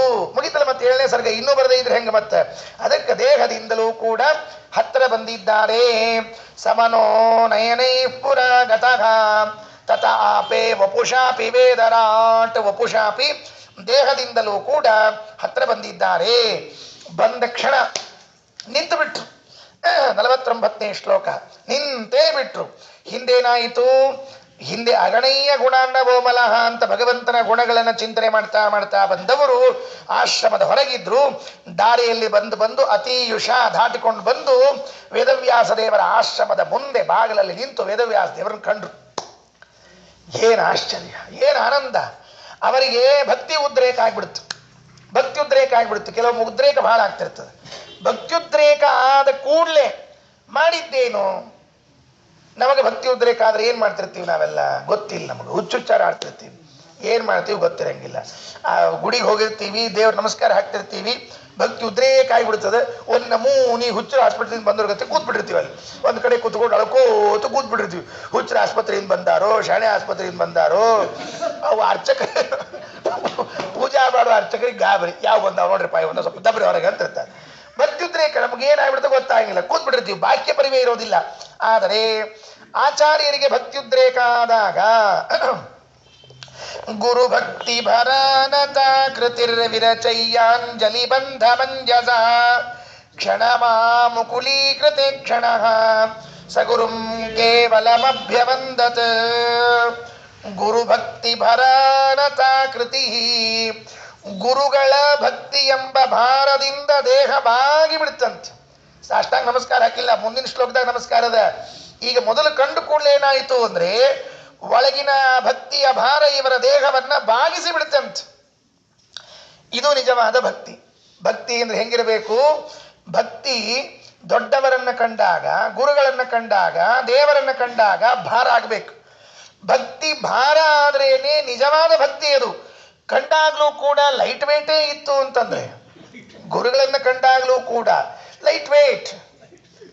ಈ ಕೆಲವು ಈಗ ಎಣ್ಣೆ ಬಂದಾವಂತಂಥವು, ಏನು ಎಣ್ಣೆ ಅಂಥವು ಎಣ್ಣೆ, ನೀವು ನಮ್ಮ ಕಂಪ್ನಿ ಎಣ್ಣೆ ಒಳಗೆ ಪುರಿ ಬುರುಬುರಿ ಕರ್ಕೊಂಡು ತಿಂದ್ರೆ ಲೈಟ್ ವೇಟ್ ಇರ್ತೀರಿ, ಹಾರಾಡ್ತಿರ್ತೀರಿ. ನೀವು ಭಾರ ಆಗುವುದೇ ಇಲ್ಲ. ಆ ಎಣ್ಣೆ ತಿಂದ್ರೂ ನಾವು ಹಾರಾಡ್ಲಾರ್ದಂಗೆ ಇರೋ ಒಂದು ಪರಿಸ್ಥಿತಿ ಬಂದದ್ದು ನಮ್ದೀಗ. ಅಂದ ಮೇಲೆ ಇನ್ನು ಉಳಿದ ಭಾರ ಅಂತೂ ಸಾಧ್ಯನೇ ಇಲ್ಲ. ಅದಕ್ಕೆ ಭಕ್ತಿ ಯಾವುದು ಅಂತ ಕೇಳಿದ್ರೆ, ಎದುರಿನಲ್ಲಿ ಭಗವಂತನನ್ನ ಕಂಡಾಗ, ಎದುರಿನಲ್ಲಿ ಮುಖ್ಯ ಪ್ರಾಣದೇವರನ್ನ ಕಂಡಾಗ, ಎದುರಿನಲ್ಲಿ ಟೀಕಾಕೃತ್ಪಾದರನ್ನ, ರಾಯರನ್ನ, ವಾದರಾಜ ಸ್ವಾಮಿಗಳನ್ನ ಕಂಡಾಗ, ವ್ಯಾಸರಾಜರನ್ನ ಕಂಡಾಗ ಭರಾನತಾಕೃತಿ, ಒಳಗೆ ಭಾರ ಅನುಭವ ಆಗಬೇಕು ನಮಗೆ. ಭಾರಾನುಭವ ಆಯಿತು ಅಂದ್ರೆ ತಾನೇ ದೇಹ ತೆಳಗಳಿರ್ತದೆ. ಗುರುತ್ವಾಕರ್ಷಣ ಅದು ಖರೆ. ಇದು ಗುರುತ್ವಾಕರ್ಷಣ, ಅದಲ್ಲ ಗುರುತ್ವಾಕರ್ಷಣ. ಗುರುತ್ವ ಆಕರ್ಷಣ ಇದು. ಯಾಕೆ? ಎದುರಿಗೆ ವೇದವ್ಯಾಸ ದೇವರ ಎಂಬ ಗುರುಗಳಿದ್ದಾಗ ಆ ಗುರುತ್ವದ ಆಕರ್ಷಣೆ ಆಯಿತು ಶ್ರೀಮದಾಚಾರ್ಯರಿಗೆ. ಗುರು ಭಕ್ತಿ ಭರಾನತಾ ಕೃತಿ ವಿರಚಯ್ಯಾಂಜಲಿ ಬಂಧ ಮಂಜಸ. ಎರಡೂ ಕೈಗಳನ್ನು ಜೋಡಿಸಿಬಿಟ್ರಂತೆ. ಎರಡೂ ಕೈಗಳನ್ನು ಜೋಡಿಸಿದ್ರು. ಜೋಡಿಸಿ ಕ್ಷಣಂ ಆ ಮುಕುಲೀಕೃತೆ ಕ್ಷಣ, ಕಣ್ಣು ಮುಚ್ಚಿಬಿಟ್ರು. ಒಂದು ಕ್ಷಣ ಕಣ್ಣು ಮುಚ್ಚಿ ಕೈ ಜೋಡಿಸಿಕೊಂಡು ಸಗುರುಂ ಕೇವಲಮಭ್ಯವಂದತ್, ಮನಸ್ಸಿನಲ್ಲಿ ಏನೇ ಸ್ತೋತ್ರ ಮಾಡಿಬಿಟ್ರು. ಇಷ್ಟೊತ್ತು ಮನಸ್ಸಿನಲ್ಲಿ ಅಂದುಕೊಂಡು ಬಂದಿದ್ರು. ವೇದವ್ಯಾಸ ದೇವರು ಎದುರಿಗೆ ಕಂಡ್ರು. ಕಂಡ ಕೂಡಲೇ ಭಕ್ತಿಯಿಂದ ಕೈ ಮುಗಿದು ಕಣ್ಮುಚ್ಚಿ ಒಂದು ಕ್ಷಣ ಒಳಗಡೆಗೇನೆ ಸಗುರುಂ ಕೇವಲಮಭ್ಯವಂದತ್, ನಮಸ್ಕಾರಂ, ಇದು ಒಳಗೆ ಸ್ತೋತ್ರ ಮಾಡಿಬಿಟ್ರಂತ. ವೇದವ್ಯಾಸ ದೇವರು ನೋಡಿದ್ರು. ಬಂದ ನನ್ನ ಪ್ರೀತಿಯ ಕುಮಾರ, ನನ್ನ ಕುಮಾರ ಕಂಠೀರವ ಬಂದಿದ್ದಾನೆ, ಪ್ರಿಯ ಪುತ್ರ ಅಂತ ತಿಳಿದುಕೊಂಡು ಹೇಳಿ ವೇದವ್ಯಾಸ ದೇವರಲ್ಲಿ ಕೂತಿದ್ರು. ನೋಡ್ತಾ ಇದ್ದಾರೆ. ಬರಲಿ ಮುಂದೆ ಬಂದು ಇನ್ನೊಂದು ನಮಸ್ಕಾರ ಹಾಕಿದ ಮೇಲೆ ನಾನು ಎತ್ತುತ್ತೇನೆ ಅಂತ ಕೂತಿದ್ರಂತೆ. ಸಂಕಲ್ಪ ಮಾಡ್ಕೊಂಡು ವೇದವ್ಯಾಸ ದೇವರು ಅಲ್ಲಿ ತನಕ ಹೋಗಿರ್ಲಿಲ್ಲ. ಅಚಲಾಸನ ಪಟ್ಟಿಕ ಹಾಕೊಂಡು ಹಂಗೆ ಕೂತಿದ್ರು. ಅಲ್ಲಿ ಆಶ್ರಮದ ಬಾಗಿಲಲ್ಲಿ ಒಂದು ಸರ್ತಿ ಕೈ ಮುಗಿದು ಕಣ್ಮುಚ್ಚಿ ಭಕ್ತಿಯಿಂದ ಸ್ತೋತ್ರ ಮಾಡಿದ್ರು. ಅವ್ರು ಕಣ್ಣು ಮುಚ್ಚಿ ಕೈ ಮುಗಿದು ಏನು ಭಕ್ತಿಯಿಂದ ಸ್ತೋತ್ರ ಮಾಡಿದ್ರು ಅಂತ ನಾ ಕೂತ್ಬಿಟ್ರೆ ಕಷ್ಟ ಆಗ್ಬಿಡ್ತದೆ. ಅದಕ್ಕೆ ಅವ್ರು ಇಷ್ಟು ಹೇಳಿದ್ರು ಅಂತ ಇಷ್ಟ ಹೇಳ್ಬಿಡ್ತೀನಿ ಅಷ್ಟೇ. ಯಾಕೆ ಅಂದರೆ ವಾದರಾಜ ಸ್ವಾಮಿಗಳು ಮಹಾಭಾರತ ತಾತ್ಪರ್ಯ ನಿರ್ಣಯದ ವ್ಯಾಖ್ಯಾನದಲ್ಲಿ ಒಂದು ಮಾತು ಬರೀತಾರೆ. ಮಹಾಭಾರತ ತಾತ್ಪರ್ಯ ನಿರ್ಣಯಕ್ಕೆ ವಾದರಾಜ ಶ್ರೀಚರಣರ ವ್ಯಾಖ್ಯಾನ ಉಂಟು. ಅವರು ಒಂದು ಮಾತು ಹೇಳುತ್ತಾರೆ. ಏನು? ನೀವು ಆಚಾರ್ಯರ ಗ್ರಂಥವನ್ನು ಓದುವಾಗ ಎಲ್ಲೆಲ್ಲಿ ಭಗವಂತನ ಹೆಸರುಗಳು ಬಂದಿವೆಯಲ್ಲ, ಸ್ವಲ್ಪ ಲಕ್ಷ್ಯ ಕೊಟ್ಟು ನೋಡ್ರಿ. ಯಾಕೆ ಅಂದರೆ ಎಂದೂ ಕೂಡ ಮಧ್ವಾಚಾರ್ಯರು ಭಗವಂತನಂದ ಒಂಟಿ ಶಬ್ದದಿಂದ ಕರೆದೇ ಇಲ್ಲ. ಒಂದು ಗುಣ ಉಪಾಸನಾ ಸಹಿತವಾಗಿ ಕರೆದಿರ್ತಾರಂತೆ. ಆಚಾರ್ಯರ ಇಡೀ ಗ್ರಂಥದ ತುಂಬ, ಮಹಾಭಾರತ ತಾತ್ಪರ್ಯ ನಿರ್ಣಯದ ತುಂಬ ಎಲ್ಲೇ ನೀವು ದೇವರ ವಿಷಯ ಬಂದಿದೆ ಅಂತಂದ್ರೆ ಅಲ್ಲಿ ಹಿಂದೆ ಒಂದು ಅವರು ಏನು ಉಪಾಸನೆ ಮಾಡ್ತಾರಲ್ಲ ಆ ಗುಣ ಇರ್ತದೆ ಅಂತ ವಾದರಾಜ ಸ್ವಾಮಿಗಳು ಬರೆದಿದ್ದಾರೆ. ಇದು ನಮ್ಮ ಯೋಗ್ಯತಾ ಅಲ್ವೇ ಅಲ್ರಿ. ಇದು ನಾವು ಕೇಳಿದ್ರೆ ನಮಗೆ ಹೌದಾ ಅನ್ಸೇ ಇಲ್ಲಲ್ರಿ ಆಚಾರ್ಯ, ನಿನ್ನೆ ನೋಡಿದ್ವಿ, ಅಯ್ಯಯ್ಯ ನಿನ್ನ ನೋಡ್ತೀಯ ನಿನ್ನ ಮಾರಿಗಿಷ್ಟು ಹಂಗೆ ನೋಡ್ತಾರೆ ಯಾರು. ಗ್ರಂಥ ನೋಡಬೇಕಾದಾಗ ಹಿಂದೆ ವ್ಯಾಖ್ಯಾನಕಾರರು ಟಿಪ್ಪಣಿಕಾರರು ಏನು ತಿಳಿಸಿಕೊಟ್ಟಿರ್ತಾರಲ್ಲ ಅದರ ಬೆಳಕಿನಲ್ಲಿ ನೋಡಬೇಕಾಗ್ತದೆ. ಒಂದು ಶಬ್ದ ಮಧ್ವಾಚಾರ್ಯರು ದೇವರ ಬಗ್ಗೆ ಹಿಂಗೆ ಅಂದಾರ, ವೇದವ್ಯಾಸ ದೇವರ ಬಗ್ಗೆ ಹಿಂಗೆ ಅಂದಾರ ಅಂದ್ರೆ ಹಿಂದೊಂದೇನೋ ಗುಣ ಇಟ್ಟೇ ಬಿಟ್ಟಿರ್ತಾರೆ. ಆ ಎಲ್ಲ ಗುಣಗಳನ್ನ ಆಚಾರ್ಯರು ನಿರಂತರ ಉಪಾಸನೆ ಮಾಡ್ತಿರ್ತಾರೆ. ನಿರಂತರ ಅಂದ್ರೆ ಏನು? ಗ್ರಂಥ ಬರೆಯೋ ಕಾಲದಾಗ, ನಿಂತ್ಕೊಂಡಾಗ, ಕೂತಾಗ, ಮಲಗಿದಾಗ ಯಾವಾಗಲೂ ಭಗವಂತನ ಗುಣಗಳನ್ನೇ ಉಪಾಸನೆ ಮಾಡುವಂತಹ ಮಹಾನುಭಾವರು ವಾಯುದೇವರು. ಸಗುರುಂ ಕೇವಲ ಮಭ್ಯವಂದತ. ಏನ್ ಮಾಡಿದ್ರಿ ಇಲ್ಲಿ? ಆಶ್ರಮದ ಬಾಗಿಲಿನಲ್ಲಿ ಬಂದು ನಿಂತು ಕೈ ಜೋಡಿಸಿ ಕಣ್ಣು ಮುಚ್ಚಿ ವೇದವ್ಯಾಸ ದೇವರ ಗುಣಗಳನ್ನ ಸ್ತೋತ್ರ ಮಾಡಿದ್ದಾರೆ. ಹೇಳಬೇಕು ಅಂತ ಅಪೇಕ್ಷೆ ಇದೆ. ಮುಂದೆ ಬಂದಾಗ ಮತ್ತೊಂದು ಸರ್ತಿ ಹೇಳ್ತೀನಿ. ಅಲ್ಲಿ ಭಾಗವತದ ಏಕಾದಶ ಸ್ಕಂದದ ತಾತ್ಪರ್ಯದಲ್ಲಿ ಒಂದು ಮಂತ್ರವನ್ನು ಹೇಳುತ್ತಾರೆ. ವೇದವ್ಯಾಸ ದೇವರನ್ನ ಹೇಳುವ ಒಂದು ವೇದ ಮಂತ್ರ. ಬಹಳ ಜನರಿಗೆ ಗೊತ್ತಿಲ್ಲ ನಮಗೆಲ್ಲ. ನಾಥಂ ಋಷಯೋ ಯಾಚಮಾನಾಹ ಮುಮುಗ್ಧೀತಿ ವಾದಿನಃ ಒಂದು ಮಂತ್ರವನ್ನು ಹೇಳಿದ್ದಾರೆ. ಆ ಮಂತ್ರದಲ್ಲಿ ವೇದವ್ಯಾಸ ದೇವರ ಬಳಿಗೆ ದೇವತೆಗಳೆಲ್ಲ ಹೋಗಿ ಪ್ರಾರ್ಥನೆ ಮಾಡಿಕೊಂಡು ಅಜ್ಞಾನ ನಿವಾರಣೆ ಮಾಡ್ರಿ ಅಂತ ಕೇಳಿರುವಂಥ ಒಂದು ದಿವ್ಯವಾದ ಮಂತ್ರ, ಋಗ್ಮಂತ್ರ. ಆ ಮಂತ್ರವನ್ನು ಆಚಾರ್ಯರು ಉದ್ಧಾರ ಮಾಡಿ ಕೊಟ್ಟಿದ್ದಾರೆ ನಮಗೆಲ್ಲ. ಆ ಮಂತ್ರವನ್ನು ಜಪ ಮಾಡಬೇಕು, ವಿಶೇಷವಾಗಿ ಜಪ ಮಾಡಬೇಕು. ಮಾಡಿದಾಗ ನಮಗೇನು ಒಂದು ಬೆಟ್ಟದಷ್ಟು ಅಜ್ಞಾನಗಳು ತಲೆಯಲ್ಲಿ ಕುಳಿತುಕೊಂಡಿದೆಯಲ್ಲ, ಅದು ಸ್ವಚ್ಛ ಆಗ್ಲಿಕ್ಕೆ ಸಾಧ್ಯ, ಇಲ್ಲೇ ಸಾಧ್ಯ ಇಲ್ಲ. ಆ ಋಗ್ಮಂತ್ರಗಳಿಂದ ವೇದವ್ಯಾಸ ದೇವರ ಸ್ತೋತ್ರವನ್ನು ಸಗುರುಂ ಕೇವಲ ಮಭ್ಯವಂದತ ಸ್ತೋತ್ರ ಮಾಡಿದರು. ಮುಂದೆ ಬಂದರು. ವೇದವ್ಯಾಸ ದೇವರ ಪಾದ ಸಿಕ್ತು. ಕಟ್ಟಿ ಮೇಲೆ ಅಚಲಾಸರ ಪಟ್ಟಿಕ ಹಾಕ್ಕೊಂಡು ಅವ್ರು ಬಿಚ್ಚಿ ಪಾದಗಳನ್ನು ತೆಳಗಿಟ್ರು. ಯಾಕ? ನನ್ನ ಮಗನಿಗೆ ನಮಸ್ಕಾರ ಮಾಡ್ಲಿಕ್ಕೆ ಅನುಕೂಲ ಆಗಲಿ ಅಂತ. ಕೆಲವರು ನಮಸ್ಕಾರ ಮಾಡ್ತೀವ್ರಿ ಅಂತ ಬಂದು ನಿಂತಿರ್ತಾರೆ. ಕೆಲವು ಗುರುಗಳು ಸಟ್ಕೊಂಡು ಹೋಗ್ತಿರ್ತಾವೆ. ಕಾಲು ತೋರಿಸ್ತಿರಂಗಿಲ್ಲ, ನನ್ಗೆ ಯಾಕೆ ನಮಸ್ಕಾರ, ಬಿಟ್ಕೊಂಡು ಹೋಗ್ತಿರ್ತಾವೆ. ಹಂಗೆಲ್ಲ ಮಾಡೋ ಹಂಗಿಲ್ಲ. ಮಾಡ್ಲಿಕ್ಕತ್ತಾಗ ಮಾಡಿಸ್ಕೋಬೇಕ್ರಿ, ಇದೊಂದು ಟೈಮು. ಮುಂದೆ ಯಾವಾಗ ಮಾಡ್ತಾರೆ ಮತ್ತೆ ಅದು ಗೊತ್ತಿಲ್ಲ. ಅದಕ್ಕೆ ಇರಲಿ ಅಂತ ಏನಾಯಿತು ಅಂದರೆ ಪಾದವನ್ನು ಕೆಳಗಿಟ್ಟು ಕೂಡಲೇ ನಮ್ಮ ಆಚಾರ್ಯರ ನಮಸ್ಕಾರ ಎಷ್ಟು ಚಂದಿತ್ತು. ವಿನಯಾಭರಣೇನ ಭೂಷಿತಃ ಸ್ಫುಟಮಷ್ಟಾಂಗ ವಿಶಿಷ್ಟ ಚೇಟಿತಃ ಭಗವತ್ತಮ ಪಾದ ಪಂಕಜೆ ಭಗವಾನ್ ಸಪ್ರಣನಾಮ ಭಾಗ್ಯವಾನ್. ದೇವರಿಗೆ ನಮಸ್ಕಾರ ಮಾಡಿದ್ರಲ್ಲ, ಇದಕ್ಕಿಂತ ದೊಡ್ಡ ಭಾಗ್ಯ ಬೇಕೇ? ಜೀವನದಲ್ಲಿ ನಮಗೆಲ್ಲ ಆ ಭಾಗ್ಯ, ಈ ಭಾಗ್ಯ, ಪತ್ನಿ ಭಾಗ್ಯ, ಪುತ್ರನ್ ಭಾಗ್ಯ, ಪತಿ ಭಾಗ್ಯ, ಪೌತ್ರನ್ ಭಾಗ್ಯ, ಪೌತ್ರಿ ಭಾಗ್ಯ, ಹೇಳ್ಕೊಂಡದ್ದು. ದೇವರಿಗೆ ನಮಸ್ಕಾರ ಮಾಡೋ ಭಾಗ್ಯ ಇದೆ ಏನೋ? ಕೊಟ್ಟಿದ್ದಾನೆ ದೇವರು ಎರಡೂ ಕೈಗಳನ್ನು, ಮುಗಿದಿದ್ದಿ ಏನೋ ಎಂದಾದರೂ ಈ ಭಾಗ್ಯ ಉಂಟಾ? ಇಲ್ರಿ ಆಚಾರ, ಮುಗಿದಿಲ್ಲ. ಮುಂದಿನ ಸರ್ತಿ ತೆಗೆದು ಬಿಡ್ತಾನೆ ಅವೆರಡನ್ನು. ಮತ್ತೇನ್ ಮಾಡ್ತಾನೆ ರೀ ಆಚಾರ? ಮುಂದಿನ ಸರ್ತಿ ಕೈ ತೆಗೆದು ಏನ್ ಮಾಡ್ತಾನೆ? ಆ ಜಗಕ್ಕೆ 2 ಕಾಲು ಕೊಡ್ತಾನೆ. ಈಗ 2 ಅಲ್ರಿ, ಮತ್ತಂದ್ರೆ 4 ಕಾಲು ಆಗ್ತದೆ. ಅದಕ್ಕೆ ವಿನಯಾಭರಣೇನ ಭೂಷಿತಃ ಸ್ಫುಟಮಷ್ಟಾಂಗ ವಿಶಿಷ್ಟ ಚೇಟಿತಃ. ನಮ್ಮ ಆಚಾರ್ಯರ ನಮಸ್ಕಾರ ಹಿಂದೆ 3ನೇ ಸರ್ಗದಲ್ಲಿ ಹೇಳಿದ್ದೇನೆ. ಒಮ್ಮೆ ಆಚಾರ್ಯ ನಮಸ್ಕಾರ ಮಾಡಿದರೆ ಅದರ ಪುಣ್ಯ ರಾಶಿ ರಾಶಿ ರಾಶಿ ರಾಶಿ ರಾಶಿ. ಸುಗಯಮೇಧಗಣಾತಿಶಯಾಲವೋ ಹರಿ ನಮಸ್ಕೃತ ಯಸ್ಕೃತ ಇಮಾಹ ಸ್ಫುಟಮಷ್ಟಾಂಗ ವಿಶಿಷ್ಟ ಚೇಟಿತಃ. ಅವರು ನಮಸ್ಕಾರ ಮಾಡಿದ್ರೆ 8 ಅಂಗ ನಮಸ್ಕಾರ ಮಾಡಿದ್ದು ಕಾಣಿಸ್ತಿತ್ತಂತ ನೋಡ್ರಿ. ಹಂಗ ನಮಸ್ಕಾರ ಮಾಡ್ಬೇಕ್ರಿ. ನಮಗೂ ನಮಸ್ಕಾರ ಮಾಡ್ತಿರ್ತಾರೆ. ಒಂದಂಗ ಭೂಮಿಗೆ ಹತ್ತಿದ್ರೆ ಇನ್ನೊಂದಂಗ ಆಕಾಶದಾಗ ಇರ್ತಾವ. ಇದು ನಮಸ್ಕಾರನ? ಇದೆಲ್ಲದ ಸ್ತ್ರೀಯರಿಗೆ ಪಂಚಾಂಗ, ಪುರುಷರಿಗೆ ಅಷ್ಟಾಂಗ, ಇನ್ ಕೆಲವರಿಗೆ ಏನೂ ಇಲ್ಲ, ನಿರಂಗ. ಹಿಂಗ ನಮಸ್ಕಾರ ಮಾಡುವಾಗ ಹೆಂಗ್ ಮಾಡಬೇಕು? ಪಂಡಿತಾಚಾರ್ಯರು ಭಾವಪ್ರಕಾಶಕ ಅದರಲ್ಲಿ ಶ್ಲೋಕ ಹಾಕಿದ್ದ, ಎಲ್ರಿಗೂ ಗೊತ್ತಿರೋದೇ ಅದು. ಆ ಶ್ಲೋಕ ಹಾಕಿದ್ದ. ಉರಸ ಶಿರಸ ದೃಷ್ಟ್ಯಾ ಮನಸ ವಚಸ ತಥಾ ಪದ್ಭ್ಯಾಂ ಕರಾಭ್ಯಾಂ ಜಾನುಭ್ಯಾಂ ಪ್ರಣಾಮೋ ಅಷ್ಟಾಂಗೈರಿತಃ. 8 ಅಂಗಗಳಿಂದ ಸೇರಿದ ನಮಸ್ಕಾರವನ್ನು ನೀವು ಮಾಡ್ರಿ. ಉರಸ ಶಿರಸ, ನಮ್ಮ ಎದಿ ನೆಲಕ್ಕೆ ಹತ್ತಿರಬೇಕದು ಪುರುಷರಿಗೆ. ಶಿರಸ ತಲೆ ಹತ್ತಿರಬೇಕು. ದೃಷ್ಟಿಯ ಕಣ್ಣು ಅದು ಭಗವಂತನನ್ನ ರೂಪವನ್ನೇ ನೋಡ್ತಿರ್ಬೇಕು, ಮುಚ್ಚಿರ್ಬೇಕು ಅವಾಗ. ಯಾಕಂದ್ರೆ ಹಿಂಗೆಲ್ಲ ಉಲ್ಟಾ ಸುಲ್ಟಾ ಮಾಡ್ಲಿಕ್ಕೆ ಬರುವುದಿಲ್ಲ. ಮತ್ತೆ ಮನಸ, ಮನಸ್ಸಿನಲ್ಲಿ ದೇವರ ಪ್ರತಿಮೆಯೇ ತುಂಬಿರ್ಬೇಕೇ ವಿನಃ ಏನಾಗಿರಬಾರ್ದು? ಮತ್ತೆ ಯಾವಾಗ ಕೊಡ್ತೀಪ, ಯಾವಾಗ ಕೊಡ್ತಿ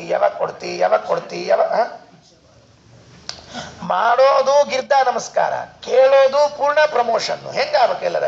ಅದಕ್ಕೆ ಯಾವಾಗ ಕೊಡ್ತಿ ಮನಸ್ನಾಗ ಇರಬಾರ್ದು, ದೇವರೇ ಮನಸ್ನಾಗ ಇರಬೇಕು. ವಚಸ ಬಾಯಲ್ಲಿ ಏನ್ ಬರ್ತಿರ್ಬೇಕು ಅಂದ್ರೆ ಸ್ತೋತ್ರಗಳೇ ಬರ್ತಿರ್ಬೇಕು. ಪದ್ಭ್ಯಾಂ ಕರಾಭ್ಯಾಂ ಎರಡೂ ಪಾದಗಳು, ಜಾನುಭ್ಯಾಂ ಮೊಣಕಾಲಗಳು ಭೂಮಿಗೆ ಹತ್ತಿರಬೇಕು. ಪ್ರಣಾಮೋಷ್ಟಾಂಗ ಈರಿತಃ ಅದು ದಂಡವತ್ ಪ್ರಣಾಮ ಅಂತ ಬರೀತಿರ್ತಾರೆ ಪೇಪರ್ನ. ಇದು ಪತ್ರದಾಗ ಬರೀಬೇಕಾದ್ರೆ ಹಿಂದೆ ಬರೀತಿದ್ರು. ಈಗೆಲ್ಲ ಪಾಪ ಮರ್ತು ಹೋಗಿದೆ, ಏನು ಗೊತ್ತವ ಪತ್ರ ಬರೀದಿಲ್ಲ ಇಲ್ಲ. ಹಿಂದೆ ಪತ್ರ ಬರೀಬೇಕಾದ್ರೆ ದೊಡ್ಡವರಿಗೆ ದಂಡವತ್ ಪ್ರಣಾಮ ಅಂತ ಬರೀತಿದ್ರು. ಅಂದ್ರೆ ಎಷ್ಟು ಗೌರವ ತಂದೆ ತಾಯಿಗಳ ಮೇಲೆ, ಗುರುಗಳ ಮೇಲೆ ಅಂದ್ರೆ. ಇಲ್ಲಿದ್ರೂ ಸತ್ಯಕ್ಕೆ ನಾವು ನಿಮಗೆ ನಮಸ್ಕಾರ ಹೆಂಗೆ ಹೇಳೀವಿ ಅಂದ್ರೆ ದಂಡವತ್, ದಂಡದಂತೆ ದೀರ್ಘವಾಗಿ ಮಲೆಗೆ ನಮಸ್ಕಾರ ಹಾಕಿದ್ದೀವಿ ಅಂತನ್ನೋ ಹಂಗೆ ಹೇಳ್ಬೇಕು. ಅದಕ್ಕೆ ನಮ್ಮ ನಮಸ್ಕಾರಗಳಲ್ಲಿ ನಮ್ಮ ಎಲ್ಲ ಅಂಗಗಳು ಕೂಡ ಭೂಮಿಗೆ ಮುಟ್ಟಿರ್ಬೇಕು. ಈ ಕೈ ಬೆರಳು ಹಿಡ್ಕೊಂಡು ಇವೆಲ್ಲ ಭಾಗಗಳು ಕೂಡ ನೆಲಕ್ಕಂಟಿರ್ಲೇಬೇಕು. ನೆಲಕ್ಕಂಟಿ ದೀರ್ಘವಾಗಿ ನಮಸ್ಕಾರವನ್ನ ಮಾಡಬೇಕು. ಇದನ್ನು ಮಾಡಿ ತೋರಿಸಿದವರು ಯಾರು ಅಂದ್ರೆ ಮಧ್ವಾಚಾರ್ಯ. ಅದಕ್ಕೆ ಆ ನಮಸ್ಕಾರ ಮಾಡುವಾಗ ಒಂದು ಆಭರಣ ಹಾಕೊಂಡಿದ್ರಂತ ಪಂಡಿತಾಚಾರ್ಯ ಅಂತ. ಒಂದು ಆಭರಣ ಇತ್ರಿ ನಮಸ್ಕಾರ ಮಾಡ್ಬೇಕಾದ್ರೆ. ಖರೆ ಹೇಳಿದ್ರೆ ಏನದು ಗೊತ್ತೇನ್ರಿ, ಏನೂ ಮೈ ಮೇಲೆ ಧರಿಸ್ಲಾರ್ದು ನಮಸ್ಕಾರ ಮಾಡ್ಬೇಕು ಅಂತದ. ಗಂಡಸರಿಗೆ ಮೈ ಮೇಲೆ ಹಾಕೊಂಡಿರೋದನ್ನು ಹೀಗೆ ತೆಗೆದು ಸೊಂಟಕ್ಕೆ ಕಟ್ಟಿಕೊಂಡು ನಮಸ್ಕಾರ ಮಾಡಬೇಕು ಅಂತ ನಿಯಮ ಪುರುಷರಿಗೆ. ಹಾಗಾಗಿ ಮತ್ತೆ ಇದೊಂದೇನೋ ಆಭರಣ ಹಾಕೊಂಡಿದ್ರು ಅಂತೀರಲ್ಲ ಅಂದ್ರೆ ವಿನಯಾಭರಣೇನ ಭೂಷಿತ. ಒಂದು ಆಭರಣ ಇತ್ತಂತದು. ಯಾವ ಆಭರಣ? ವಿನಯಾಭರಣ. ನಮಸ್ಕಾರದಲ್ಲಿ ವಿನಯದ ಆಭರಣ ಇರಬೇಕು. ದುರಹಂಕಾರದ ವಾಸನೆ ಇರಬಾರ್ದು, ದುರಹಂಕಾರದ ಹೊಲಸು ಗಂಧ ಇರಬಾರ್ದು. ನಮಸ್ಕಾರ ಮಾಡುವಾಗ ವಿನಯಾಭರಣೇನ ಭೂಷಿತ ಸ್ಫುಟಮಷ್ಟಾಂಗ ವಿಶಿಷ್ಟ ಚೇಟಿತ ಭಗವತ್ತಮ ಪಾದ ಪಂಕಜೇ ಭಗವಾನ್ ಸ ಪ್ರಣನಾಮ ಭಾಗ್ಯವಾನ್. ಅವ್ರು ನಮಸ್ಕಾರ ಮಾಡ್ತಿದ್ರೆ ಇವರೇನ್ ಮಾಡ್ಲಿಕ್ಕತ್ತಿದ್ರು? ಯಾರು? ವೇದವ್ಯಾಸರು, ಅಖಿಲಾಂಡ ಕೋಟಿ ಬ್ರಹ್ಮಾಂಡ ನಾಯಕನಾಗಿರುವಂತಹ ವೇದವ್ಯಾಸ ದೇವರು, ದೇವತಾ ಸಾರ್ವಭೌಮ, ದೇವತಾ ಶಿರೋಮಣಿ. ಇವರೇನ್ ಮಾಡ್ತಾ ಇದ್ರು? ಸನಿರೀಕ್ಷ ಪರಾಶರಾತ್ಮಜ ಪ್ರಣತಂ ಪ್ರೇಷ್ಟಪಶೇಷ ಸದ್ಗುಣೈ ಕರಯೋರ್ಯುಗಲೇ ನವಲ್ಗುಣ ತಮುದಸ್ಥಾಪಯ ದಾಶುಪಾತಿನ. ನಮಸ್ಕಾರ ಮಾಡಿದ್ರೆ ಮತ್ತೆ ಕಟ್ಟಿ ಮೇಲೆ ಕೂತಿದ್ರು, ಕಾಲ್ ತಳಗ್ ಬಿಟ್ಟಿದ್ರು. ಎದ್ದು ನಿಂತು ನಮಸ್ಕಾರ ಮಾಡಿರುವಂತಹ ವಾಯುದೇವರ ಮಧ್ವಾಚಾರ್ಯರ ಎರಡೂ ಭುಜಗಳನ್ನ ಹಿಡಿದು ಎತ್ತಿದ್ರಂತೆ. ಏನ್ ಭಾಗ್ಯ, ಏನ್ ಭಾಗ್ಯ! ಯಾರಿಗದ ಈ ಭಾಗ್ಯ? ಯಾರಿಗದ ಈ ಭಾಗ್ಯ? ಮುಂದಿನ ಶ್ಲೋಕದಲ್ಲಿ ಹೇಳ್ತಾರೆ, ಈ ಭಾಗ್ಯ ಯಾರ್ಯಾರಿಗೂ ಇಲ್ಲ. ನಮಸ್ಕಾರ ಮಾಡಿದರೆ ಸನಿರೀಕ್ಷ ಪರಾಶರಾತ್ಮಜ, ಪರಾಶರಾತ್ಮಜ ವೇದವ್ಯಾಸ ದೇವರು ಅಶೇಷ ಸದ್ಗುಣೈ ಪ್ರೇಷ್ಠಂ ಪ್ರಣತಂ, ಎಲ್ಲಾ ಗುಣಗಳಿಂದ ಪ್ರೀತಿಪಾತ್ರನಾಗಿರುವಂತಹ ಈ ಆನಂದ ತೀರ್ಥರನ್ನ ಕರಯೋರ್ ಯುಗಲೇನ ವಲ್ಗುಣ, ಎರಡೂ ಕೈಗಳಿಂದ ಎತ್ತಿ ತಮೂದಸ್ಥಾಪಯದ ಶುಭಾತಿನ, ಎತ್ತಿ ನಿಲ್ಸ್ಕೊಂಡ್ರಂತೆ. ಎದ್ದು ನಿಂತ್ಕೊಂಡ್ರು. ಎದ್ದು ನಿಂತ್ಕೊಂಡ್ರೆ ಏನಾಗಿರ್ಬೇಡ್ರಿ, ಎದ್ದು ನಿಂತ್ಕೊಂಡ್ರೆ ಏನಾಗಿರ್ಬೇಡ. ರಾಮನ ಮುಂದೆ ಚೂಡಾಮಣಿಯನ್ನ ಇಟ್ಟ ಹನುಮ ನಮಸ್ಕಾರ ಮಾಡಿದಾಗ ರಾಮಚಂದ್ರ ಹನುಮಂತನನ್ನ ನೋಡಿ ಎರಡೂ ಭುಜಗಳಿಂದ ಎತ್ತಿದಾಗ, ರಾಮನ ಮುಂದೆ ಲಂಕಾಪಟ್ಟಣ 100 ಯೋಜನೆ ಹಿಂಗಾರಿ ತಿರುಗಿ ಬಂದು ಚೂಡಾಮಣಿಯನ್ನ ರಾವಣ ಪಾದಕ್ಕೆ ಇಟ್ಟು ಸರ್ವಾಂಗ ಕೈ ಪುನತಿಮಸ್ಯ ಚಕಾರ ಭಕ್ತ್ಯ ಮಾಡಿದಾಗ ಎರಡೂ ಭುಜಗಳನ್ನ ಎತ್ತಿ ರಾಮಚಂದ್ರ ಒಂದು ಕ್ಷಣ ನೋಡಿದ್ರಂತೆ ಹನುಮಂತನನ್ನ. ವೇದವ್ಯಾಸ ದೇವರು ಒಂದು ಕ್ಷಣ ಈ ಮುಖವನ್ನು ನೋಡಿದ್ರಂತೆ, ಆನಂದ ತೀರ್ಥರ ಮುಖವನ್ನ. ಯಾಕೆ? ನಮ್ಮ ಫೋಟೋ ನಾವು ಬಹಳ ಹೊತ್ತು ನೋಡ್ತಿರ್ತೀವ್ರಿ. ಯಾವಾಗ್ಲೂ ನಮ್ಮ ಫೋಟೋ ನಮಗೆ ಬಹಳ ಅಪ್ಯಾಯಮಾನ್ರಿ. ಹೆಂಗ ಇರ್ಲಿ ನಾವು, ಅದು ನಮ್ದು ಹೆಂಗ ಇರ್ಲಿ, ಮೂಗು ಅರ್ಧಾನ ಬಂದಿರ್ಲಿ, ಗಿರ್ದಾನ ಬಂದಿರ್ಲಿ, ಗೌಡದೇವರ ಅವತಾರ ಅಂತ ಕರ್ಸ್ಕೊಂಡಿರ್ಲಿ, ಹೆಂಗ ಇರ್ಲಿ ಮೂಗು, ನಮ್ದೇನು ಸಮಸ್ಯೆ ಇಲ್ಲ. ಕಣ್ಣು ಹೆಂಗ ಇರ್ಲಿ, ಅವು ಹೆಡ್ಲೈಟ್ ಇದ್ದಂಗ ಮತ್ತೊಂದು ಹೆಂಗ ಇರುವಲ್ತಕ್ಕ. ಆದ್ರೆ ನಮ್ಮ ಫೋಟೋ ಭಾಳ ಪ್ರೀತಿ ನಮಗೆ. ಕರಡಿ ಮುಂದೆ ಹೆಂಗೆ ನಿಲ್ತೀವಿ ಹೇಳ್ರಿ ಮನುಷ್ಯ ನಾವು ಭಾಳ ಹೊತ್ತು. ನನಗೆ ನಾ ಚಂದ ಕಾಣಿಸ್ತಿರ್ತೀನಿ ಯಾವಾಗಲೂ. ಉಳಿದವರಿಗೆ ಅದು ಗೊತ್ತದ, ಉಳಿದವ್ರಿಗೆ ಗೊತ್ತಿಲ್ಲ, ನೀವೇನು ಹೇಳ್ಬೇಕಾಗಿಲ್ಲ ಆಚಾರ. ಉಳಿದವ್ರಿಗೆ ಹೆಂಗೆ ಕಾಣಿಸ್ತೀವಿ ಗೊತ್ತಿರ್ತದೆ. ಅದಕ್ಕೆ ಅವ್ರು ಹೋದ್ಮೇಲೆ ಹಿಂದೆ ಮಾತಾಡ್ಕೋತಿರ್ತಾರೆ, ಹನುಮಂತಾಚಾರ ಹೋದ್ರು ಅಂತ ತಿಳ್ಕೊಂಡೆ. ಅದಕ್ಕೆ ನಾವು ಉಳಿದವ್ರಿಗೆ ಹೆಂಗೆ ಕಾಣಿಸ್ತೀವಿ ಬೇಡ, ನಮಗೆ ನಾವು ಹೆಂಗೆ ಕಾಣಿಸ್ತೀವಿ, ಕರಡಿ ಮುಂದೆ ನಮಗೆ ನಾವು ಚಂದ ಕಾಣಿಸ್ತೀವಿ. ಅದಕ್ಕೆ ನಮ್ಮ ಫೋಟೋ ನಮಗೆ ಬಹಳ ಅಪ್ಯಾಯಮಾನ್ರಿ. ಎಷ್ಟು ಸರ್ತಿ ಈಗಂತೂ ಮೊದಲಿಗೆಲ್ಲ ಏನಿತ್ತು ಗೊತ್ತೇನ್ರಿ, ಫೋಟೋ ಒಮ್ಮೆ ತೆಗೆದ್ರೆ 1 ತಿಂಗಳು ಬಿಟ್ಟು ಬರ್ತಿತ್ರಿ ಅದು. ಅದಕ್ಕೊಂದು ಕಿಮ್ಮತ್ತಿತ್ರಿ ಫೋಟೋಕ್ಕೆ. ಅದಕ್ಕೆ ಒಮ್ಮೆ ತೆಗೆಸ್ಕೊಂಡು ಚಂದ ಕಾಪಾಡ್ಕೋತಿರ್ತಿದ್ರಿ ಅದನ್ನ, ಬ್ಲ್ಯಾಕ್ ಆ್ಯಂಡ್ ವೈಟು ಕಲರು ಅಂತ ಅದು ಕಟ್ ಹಾಕ್ಸಿ ಇಡ್ತಿದ್ರು. ಈಗ ಯಾವ ಕಟ್ ಹಾಕ್ಸೋದು, ಕಟ್ನಾಗ ಹಾಕ್ಸೋದು ಈಗ ಅಷ್ಟೇ. ಈ ಚಾತುರ್ಮಾಸ್ಯದ ಕಟ್ ಬರ್ತಲ್ಲ ಹಾಕೋದು. ಏನು 50 ಸರ್ತಿ ಕಚ ಕಚ ಕಚ ಮಾಡ್ಕೋತ ಕೂತ್ರೆ ಎಲ್ಲ ಸೊಟ್ ಮುಸುಡಿನೇ ಬರ್ತಾವ್ರೊಳಗೆ. ಹಿಂಗಾಗಿ ಫೋಟೋ ಬಹಳ ಆಪ್ಯಾಯಮಾನ, ಎಷ್ಟು ಚಂದ. ಇದು ಮೊದಲನೇ ಫೋಟೋ ರೀ. ಯಾರಿಗೆ? ಪರಮಾತ್ಮನಿಗೆ. ಪರಮಾತ್ಮನಿಗೆ ವಾಯುದೇವರು ಮೊದಲನೇ ಪ್ರತಿಬಿಂಬವಾದದ್ದರಿಂದಾಗಿ ಹಿಂಗೆ ಹಿಡ್ಕೊಂಡಾಗ ಅಯ್ಯೋ ಎಷ್ಟು ಮುದ್ದಾಗಿದೆ ನನ್ನ ಫೋಟೋ, ಇದು ಎಷ್ಟು ಚಂದ ಕಾಣಿಸ್ಲಿಕ್ಕತ್ತೀನಿ ಇದ್ರೊಳಗೆ. ಹೌದು, ಮೊದಲನೇ ಪ್ರತಿಬಿಂಬ ಚಂದ ಕಾಣಿಸ್ಬೇಕಲ್ಲ. ಮತ್ತೆ ಅದಕ್ಕೆ ಏನ್ ಮಾಡಿದ್ರು ಅಂತ ಕೇಳಿದ್ರೆ, ಅಮಿತ ಪ್ರಮತಿಂ ಶ್ರುತೀಶ್ವರ ಪರಿರೇಭೆ ಪರಿಗೃಹ್ಯತಂ ಧೃತಂ ಪ್ರಣಯಾಮೃತ ಪೂರ್ಣ ಮಾನಸಃ ಸ್ಮಿತವಕ್ತ್ರಃ ಪರಿಫುಲ್ಲಲೋಚನಃ. ಕಣ್ಣರಳಿಸಿಕೊಂಡು ಮುಗುಳ್ನಗೆ ನಕ್ಕು ಪ್ರೀತಿಯ ತುಂಬಿದ ಮನಸ್ಸಿನಿಂದ ಅವರನ್ನ ಎತ್ತಿ ಅಪ್ಪಿಕೊಂಡು ನೋಡಿದರು. ಆಚಾರ್ಯರನ್ನ, ಇವರು ಸನ್ಯಾಸಿಗಳು, ಅವರು ಋಷಿಗಳು. ಏನ್ ಚಂದದ ನೋಡ್ರಿ. ಇವು ಕೆಂಶಾಟಿ ಸ್ವಾಮಿಗಳು, ಅವರು ಜಿಂಕಿ ಚರ್ಮದ ಋಷಿಗಳು. ಏನು ಕಾಂಬಿನೇಷನ್ ರೀ ಎಲ್ಲರ. ಛೈ ಮ್ಯಾಚಿಂಗ್ ಅಂತ. ಇದು ಮ್ಯಾಚಿಂಗ್ ರೀ. ಇದು ಅವು ಶಾಟಿ ಮಂದಿ, ಇವು ಧಾಟಿ ಮಂದಿ, ಅಂದ್ರೆ ಜಿಂಕಿ ಚರ್ಮದ ಮಂದಿ. ಅವ್ರು ಹಿಂಗೆ ಉಟ್ಕೊಂಡು ಇವ್ರು ಹಿಂಗೆ ಎಬ್ಬಿಸಿಕೊಂಡು ಆಲಿಂಗನ ಮಾಡಿಕೊಂಡ್ರು. ಒಂದು ಕಡೆ ಜನಿವಾರ ಕಾಣಿಸ್ಲಿಕ್ಕೆ, ಇನ್ನೊಂದು ಕಡೆ ಜನಿವಾರ ಇಲ್ಲೇ ಇಲ್ಲ. ಹೆಂಗಿರ್ತದೆ ಸ್ವಾಮಿಗಳು, ಅವ್ರ ಜನಿವಾರ ಇಲ್ಲೇ ಇಲ್ಲ. ಅವರಿಗೆ ಜನಿವಾರ ಇಲ್ಲ, ಇವರಿಗೆ ಜನಿವಾರ ಅದ. ಇವ್ರ ಕೊಳ್ಳಾಗ ಕಂಠದ ಮಣಿ ಅದ, ಅವ್ರ ಕೊಳ್ಳಾಗ ವಿನಯದ ಮಣಿ ಅದ, ಬೇರೆ ಏನಿಲ್ಲ. ವಿನಯಾಭರಣೇನ ಭೂಷಿತ ಆನಂದ ತೀರ್ಥ ಕೌಸ್ತುಭ ಮಣಿನ ಭೂಷಿತ ವ್ಯಾಸ. ಏನ್ ಆನಂದ ರೀ, ಎಷ್ಟು ಚಂದದ. ಹಂಗೆ ಇರಬೇಕು. ದೇವರ ಕಂಠದಲ್ಲಿ ಆಭರಣಗಳಿರಬೇಕು, ನಮ್ಮ ಕಂಠದಲ್ಲಿ ವಿನಯ ಆಭರಣ ಇರಬೇಕು. ಇದು ಆಚಾರ್ಯ ನಮಗೆ ಪಾಠ ಹೇಳಿಕೊಟ್ಟದ್ದು. ಇನ್ನೇನು ಹೇಳ್ಕೊಡ್ಬೇಕು. ಅಂಥವರು ಪ್ರಣಯಾಮೃತ ಪೂರ್ಣ ಮಾನಸಃ ಸ್ಮಿತವಕ್ತ್ರಃ ಪರಿಫುಲ್ಲಲೋಚನಃ. ಅಪ್ಪಿಕೊಂಡ್ರಲ್ಲ, ಅಪ್ಪಿಕೊಂಡಾಗ ಹೆಂಗ್ ಕಾಣ್ರು ಅಂತ 53ನೇ ಶ್ಲೋಕ. ಇದೊಂದು ಬೇರೆ ಕಥೆ. ಮತ್ತೆ ಅಪ್ಪಗೊಂಡಾಗ ಹೆಂಗ್ ಕಂಡ್ರು ಅಂದ್ರೆ ದೃಷ್ಟಾಂತ ಹೇಳ್ಬೇಕಲ್ಲ. ನೋಡ್ರಿ, ಇಲ್ಲಿ ಇದ್ದದ್ದು ನೀಲಿ ಬಣ್ಣದ ವ್ಯಾಸರು, ಇಲ್ಲಿ ಇದ್ದದ್ದು ಬಂಗಾರದ ಬಣ್ಣದ ಆಚಾರ್ಯರು. ಈ ಬಂಗಾರದ ಬಣ್ಣದ ಆಚಾರ್ಯರು ನೀಲಿ ಬಣ್ಣದ ವೇದವ್ಯಾಸದೇವರು ಇಬ್ರು ಗಾಢವಾಗಿ ಆಲಿಂಗನ ಮಾಡಿಕೊಂಡಾಗ ಹೆಂಗ್ ಕಾಣಿಸ್ತಿತ್ತು ಅಂತ ಪಂಡಿತಾಚಾರ್ಯ ಹೇಳ್ಬೇಕಲ್ಲ. ಯಮಜಾಂ ಯುಧವಾಹ ಊರ್ಜಿತೋ ಯದಿ ಜಾಂಬೂ ನದವಾರಿ ಸಂವ್ರಜೇತ ಕನಕದ್ಯುತಿ ಮಧ್ವ ಸಂಗವಾನ್ ಉಪಮೀಯೇತ ಸತೇನ ನೀಲಭಾಗ.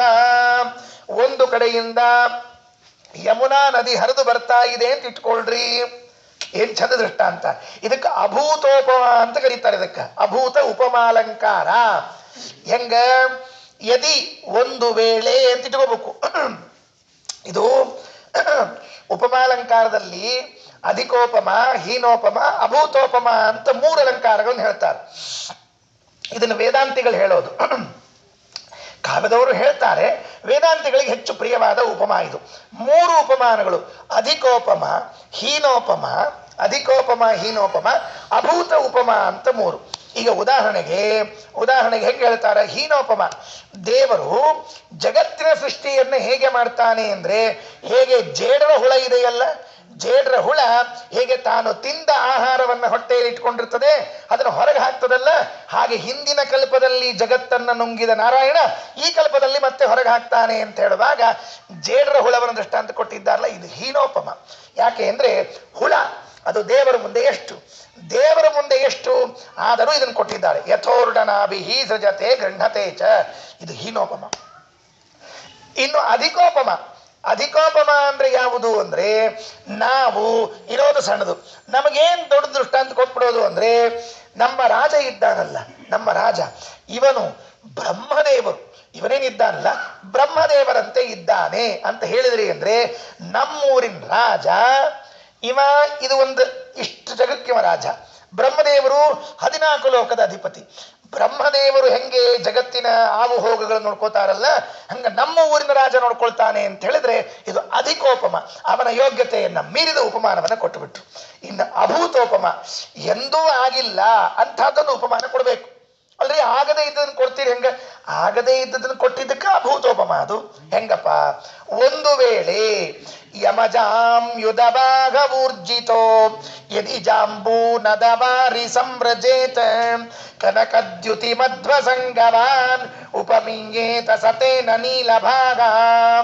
ಒಂದು ಕಡೆಯಿಂದ ನೀಲಿ ಬಣ್ಣದ, ಕಪ್ಪು ಬಣ್ಣ ಅಂತ ಅರ್ಥ ಅದಕ್ಕೆ, ಯಮುನಾ ನದಿ ಹರಿದುಕೊಂಡು ಬಂದಿದ್ದು, ಇನ್ನೊಂದು ಕಡೆಗೆ ಅಕಸ್ಮಾತ್ತಾಗಿ ಬಂಗಾರದ ಬಣ್ಣದ ನದಿ ಏನಾದ್ರೂ ಇದ್ದು, ಇಲ್ಲ ಬಂಗಾರದ ಬಣ್ಣದ ನದಿ ಇಲ್ಲ, ಹೇಳಿದೆ ಬಂಗಾರದ ಬಿಳಿ ನದಿ ಅದ, ಕೆಂಪು ನದಿ ಅದ, ನೀಲಿ ನದಿ ಅದ, ಬಂಗಾರ ಬಣ್ಣದ ಇಲ್ಲ ಇಲ್ಲ ತನಕ. ಅದಕ್ಕೆ ಇದಕ್ಕೆ ಅಭೂತೋಪಮ ಅಂತ ಕರೆದಿದ್ದು.